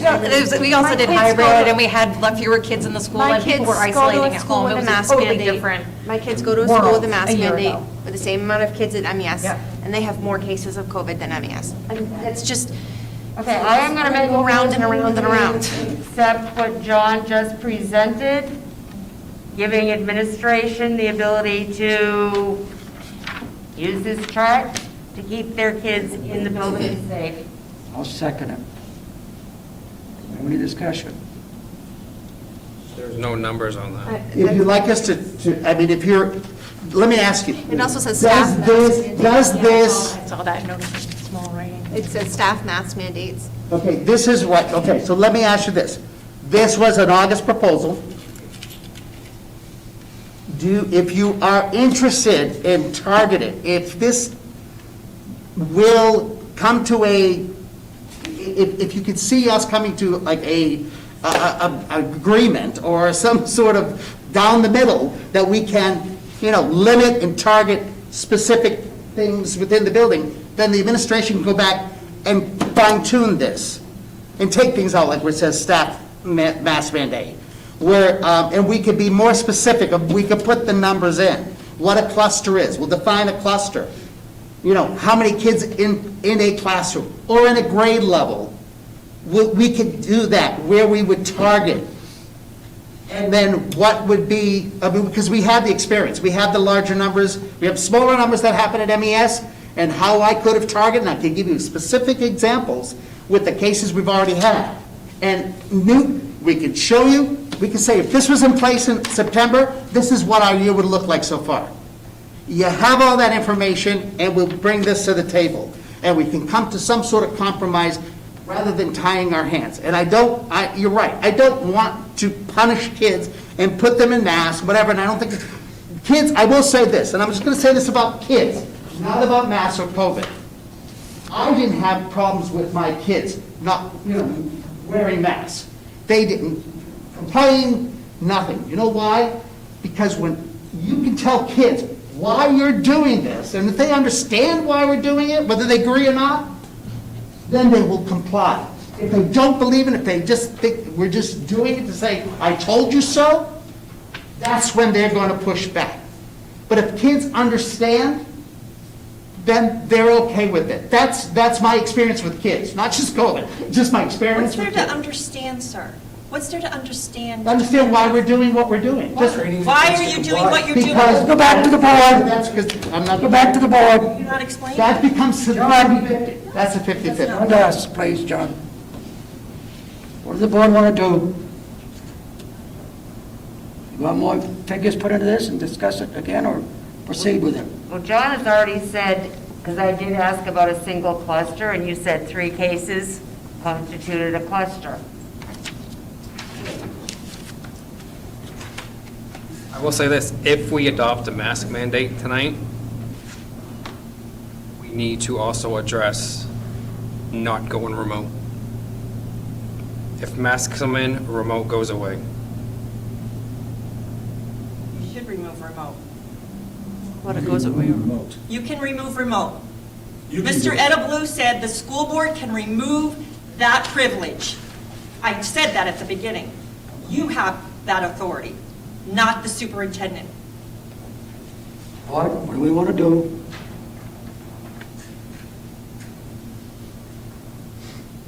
We need numbers, like specific hard numbers. We also need to come up with the plan for sports, because there are schools that are refusing to compete with Newt because we don't have a mask mandate. So at the moment, Well, we do right now, well, right, until the 3rd. like until the 3rd, yes. I think, I can correct, Al maybe could check on this. We may not have right now we have a mask mandate, but we didn't have a mask mandate when there was a problem. But if we have a mask policy, maybe that would be different. Because this is tailored after the state. So this, like I said, this is more targeted. We couldn't come back with numbers, with clusters and all that, what a cluster is, and an example, who would be asked to wear the mask. But wouldn't it be if you had just one kid in a classroom, you'd go to masks in that classroom? No, not necessarily, no. Al, can you clarify something for me? But they'll play us if we follow their rules when they come, correct? So the 3 schools that reached out to me were concerned because there was no solid policy in place that reached a point where things would stop. It was basically either no mask or mask optional. They wanted clarification on basically, if you have this many numbers, how are we supposed to know? Because we don't want to send our community into your community and then bring that back. It wasn't necessarily masks specific. It was, they wanted a clarification on a policy of saying, at what point does your athletics program say, we have too many things going on right now and we can't? There was none on that before. So when people would reach out and ask, I would go off of, we have a high amount of case, we have a low amount of case, or something. The thing was a policy. And if I'm allowed to deter for 30 seconds, and if I'm not, please shut me up. What Principal Safina just proposed could work for elementary, but I'm thinking being in the building at Newt, a cluster, these kids are in different classes with different games. It's just not as practical. You basically need to hire a second or third person to track, that is going to be, in my opinion, a nightmare, athletics included. So one kid gets it in middle school math class. Well, he has science with this group of kids, then he has athletics with this group of kids. Essentially, your whole middle school just became your cluster. Unless they started, they have to start coming down with symptoms. So if you do track it, okay, and the CDC guidelines have changed, where last year, if there was, we did the contract tracing, all those people had to go home and quarantine. Now they don't. All you do is monitor for symptoms. So if you have one kid that is traveling from class to class, of course, you're gonna do your policy, he's sick, he goes home, whatever, and they do the quarantining and the testing. But unless it does start spreading, there's no masking requirement. So that's what it is. I mean, we're not talking about prevention. We're talking about it's starting to sizzle. We got to get something going on. We need to stop it from getting any bigger. Because you're right. We have masks. We've had masks, since last week, and we have 2 cases. So they're not, and I know even the cases for people in favor, it's not 100%, and I know that.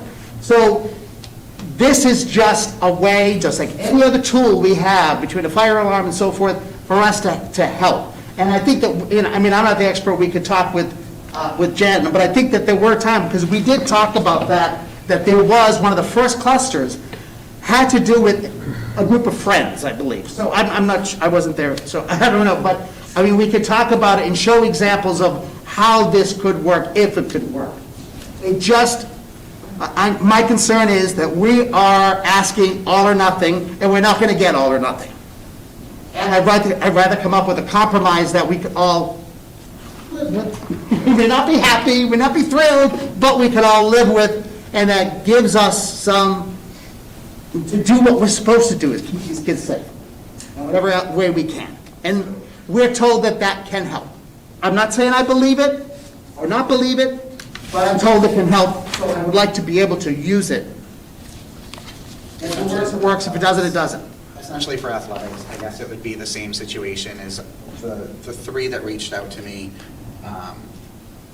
We're just clarifying that we do have we're not breeding COVID, and we're not just being like, well, half the team's out, but we need to play the game. They wanted clarification that you have a system in place to say, if enough of your team is affected, or enough of your school community, or the people that are attending are affected, then you're going to cancel, postpone, or move your game. That's what they wanted. I'll give you a prime example, middle school home game last week. Typically, I highly encourage other teams supporting and watching the other teams. Pack the gym, fill it with purple and gold, feel that pride. This week, I said, I don't have the seats. It's overly crowded. If your team is done, please go home. That being said, I busted out my equipment so we can start live streaming the games again. I want everybody to take pride in what they're doing here. I also want to be able to offer programs. So I'm coming up with creative ways to do it. We're all working hard and doing things creatively to make things happen. We were able to have 2 of those 3 games. Another one, we're traveling to their school later this week. I will also share that every AD in the division that we play in for middle school, and then the GENH for middle school, and then the division for high school, we have a Google Doc that we all shared with each other, and I get notifications every day. This has changed, this has changed. It's a matter of communication. Just like winter sports is unique anyway, because we have a snowstorm, I have to move this game, move that practice to it. I'm doing the same thing with mask protocols. My poor coaches get 3 to 4 emails a day between myself or somebody else, and just saying, oh, I know I reported this yesterday, but I mean, it happened with the newsletter this week. I said, oh, here's their protocol. It went out, and then Monday afternoon we changed it, and I was like, all right, well, we're coming to you tonight. So it's flexibility and communication. The big thing is just having something that says, if there is something, we're going to communicate. And we're not the only school in this situation, absolutely not. It's not an easy or a fun decision, and no matter what, like John said, people are going to be upset.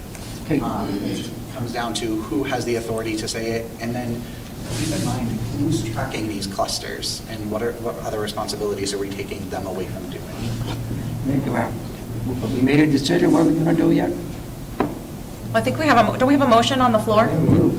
Are we going to vote on it, or are you going to withdraw it? It was this. Are we ready to vote on it? Okay. Aye. Aye. No. No. No. Any more discussion? Can I make another motion on that?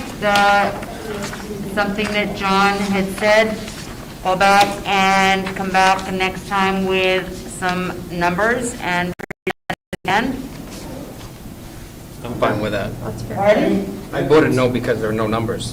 So if there's no, That's fine, I understand that. This is from August, you know? It's like. All right, then I make a motion that next week, or next, whatever the date is, the 22nd, that we put this back on the agenda, we have some numbers, and we can look at that then, and then vote on that?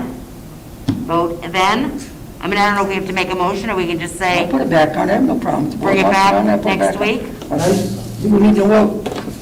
Flags, where are we going to put the flags, if we're going to do flags? I don't think we need. We just know that flags Those are. were done at There were these several ideas we threw out there. Or something. I just want to be clear. That was, Okay, I'll put it back on. What about this? Thank you. Okay, moving on. Travis Navigator, how'd your visit go? What? I asked a question at the beginning about masks being off within 18 inches of kids sitting down. I tend to agree with you. I said, it feels backwards. If you're in the halls and you're not near anybody, don't wear your mask. If you're sitting next to somebody within 18 inches, that feels like an appropriate time, if you have a mask mandate, to wear a mask. Okay, I'll make a motion that we do that. I'll second that. Everybody understand what I said? What's the motion? If you're sitting at a table next to each other, real close, you gotta have a mask on.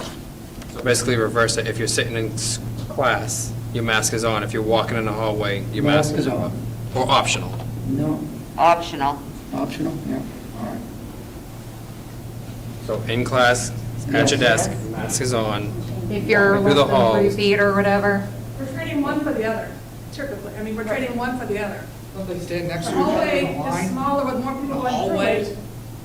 I mean, I mean, really. I like to compromise because my kid can be in school.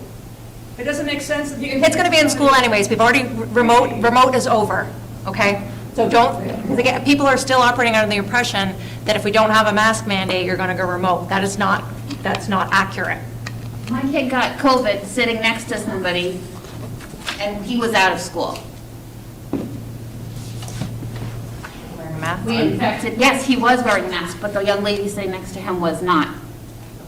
I'm just trying to clarify. I'm just saying. I don't know if he would have got Within it with the 18 mask. inches seems crazy. Clarify it, because If you're gonna say it's optional, then just take the freaking masks off. If you're gonna put masks on the table, this is a whole lot different than this and this. I agree with you. I don't think we should have the masks at all. What happened was I made the amendment that was going on what we did last spring when we compromised in order to keep the kids from having to wear a mask all day long. So that was a quick on-the-fly compromise to break up the day. And I went by, although we had, I think that there were fewer desks. So the desks were further apart, so it's going on old information. But again, the mask wouldn't have stopped, the mask wasn't going to stop anything. Things have changed and kids are close, and that's your opinion, and it doesn't matter if people have differing opinions. I'm asking you to think about what has changed and how much closer the kids are now when they're sitting down for longer periods of time. Okay, I got a motion and a It's changed about the fact that masks don't work, so. Okay, I got a motion and a second on the table to wear a mask when you're sitting in close proximity. You Can I just bring something up about the hallways? For, students at middle school and high school, they're independent, they walk on their own, they can social distance. MES, they don't. They're always together, which makes our contact tracing much easier. They're always together and they're always close. So I don't want to, we have shielding up at the desk. I don't take the mask away for the hallway for us. I'd rather not do that. Because the hallways, they're still together. And as far as the desks go, we have shielding up. It's been fairly good. Even Goodwin, I talked about our plan, what we do, because they're coming in, and they said, of course, they like the mask better, but it's something, So, but, I mean, let's remember, we can't make a blank vote for something, because we're very developmental all across the board, so. No, I'm not just saying the hallway. Go ahead and take them off in the hallway. I'm saying when you have an appropriate space between students, go ahead and take them off. That might be a If better. there's not an appropriate space between students, then maybe they should have them on. I got a motion that we send in a blessing, close to somebody, you're going to wear a mask. There's proper spacing in the hallway? Oh, no, the MES, he said. Well, okay. We all set, Peg? I'm going to say aye. Aye. Anybody else? Travis? Before I vote, I just wanted to be clear in my head, sitting at a desk next to another student, you're wearing a mask. Correct. Moving toward a hallway where you can socially distance, it's optional. So regardless of distance at the desk, you're wearing I'm it. just going to ask that. There are some classrooms that have like 9 kids, and the kids can sit 6 feet apart. So can that be? Or even 3 feet apart. So we can incorporate social distancing. If we can't, then it's masking. That's basically what it is. So if we can social distance the kids in the classroom, then we can give them that mask break. But if we can't, then they'd have to wear the mask. The same thing in the hallway. I think my motion was close proximity, didn't it? Yes. Yeah. So just for clarification, yeah, anytime 2 people can't socially distance, they have to be in masks. What difference do we want that distance to be? I mean, on principle, I'm not going to vote for any masks, but I'm just clarifying for you guys. I'll amend my motion that we make that distance minimum of 3 feet. I'll second that amendment. Motion? Okay, do you agree to the motion, Pat? Is it masks if you cannot be 3 feet apart You are. at your desk in the hallway?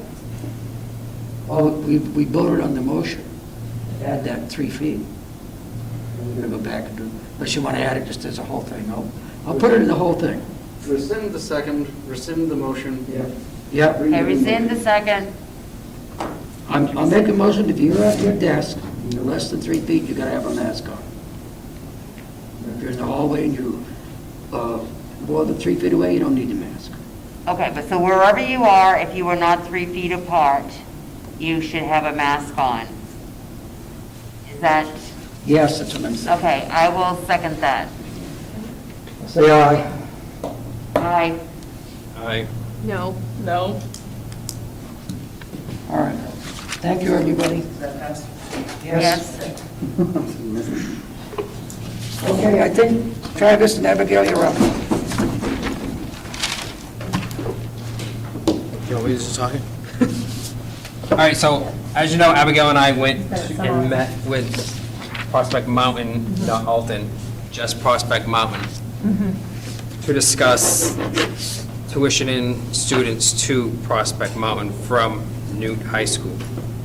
Prospect Mountain, what they stated was they don't have a set figure yet per student cost.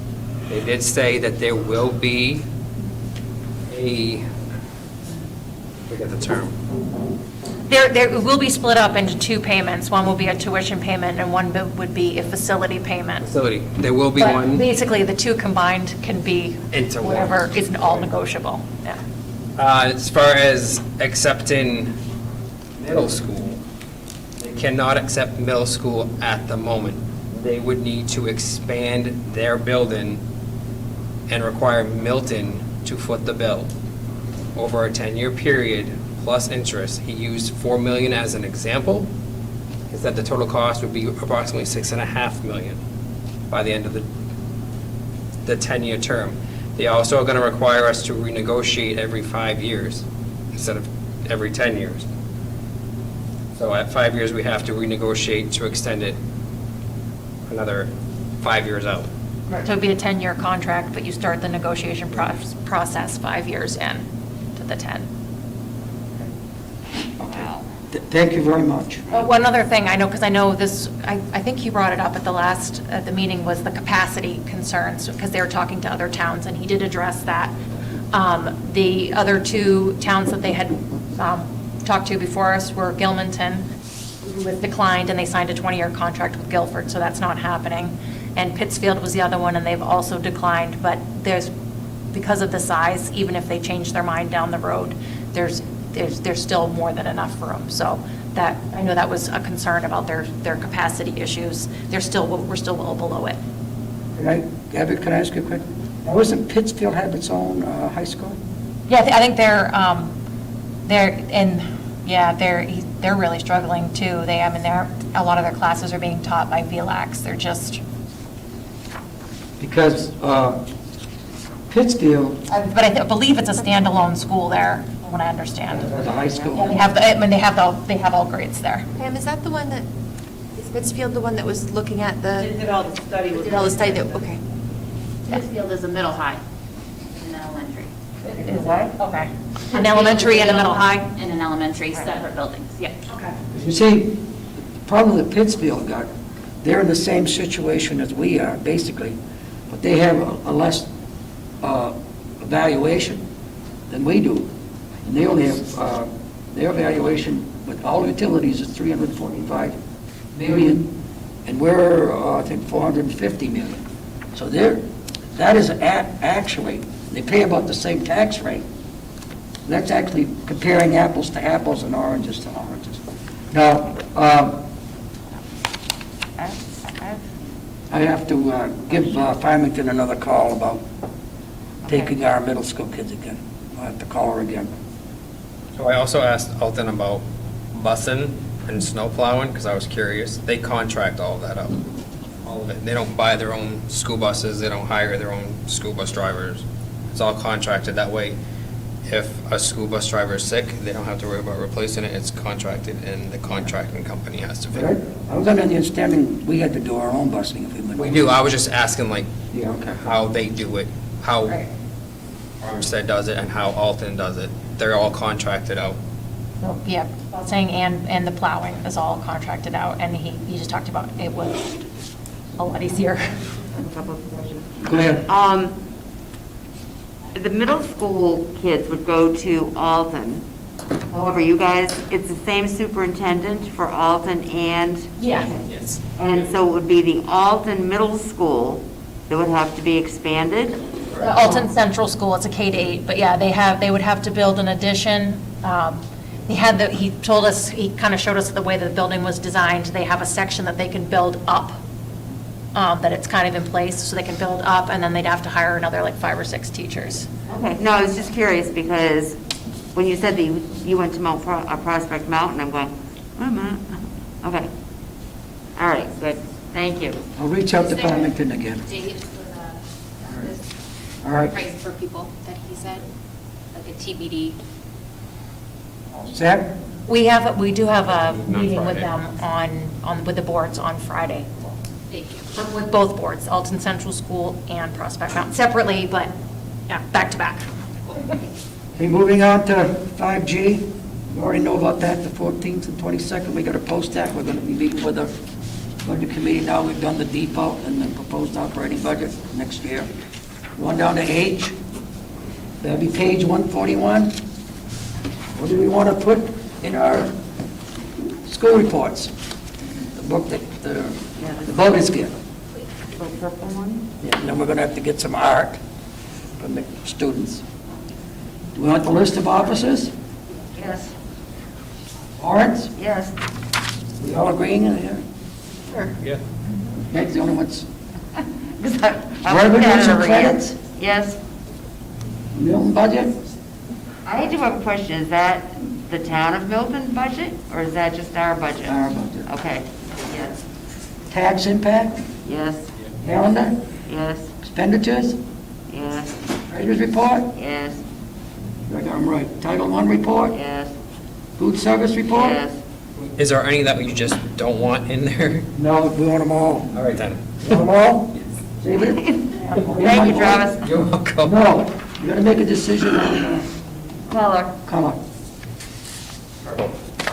Purple again, okay.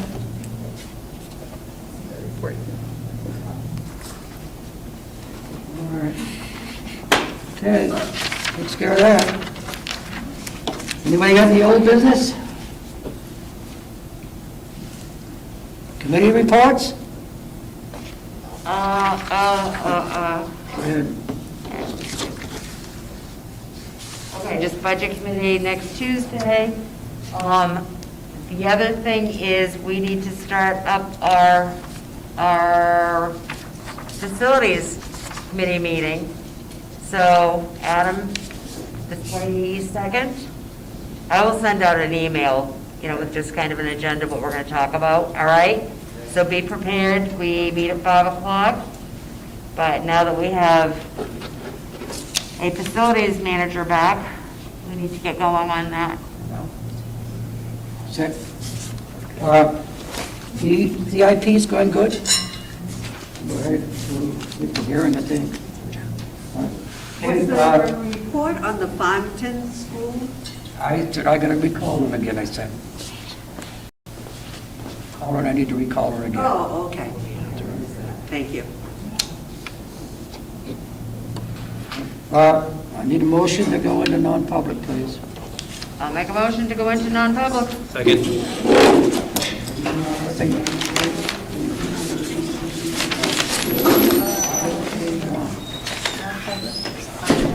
Aye. Aye. Aye. Aye.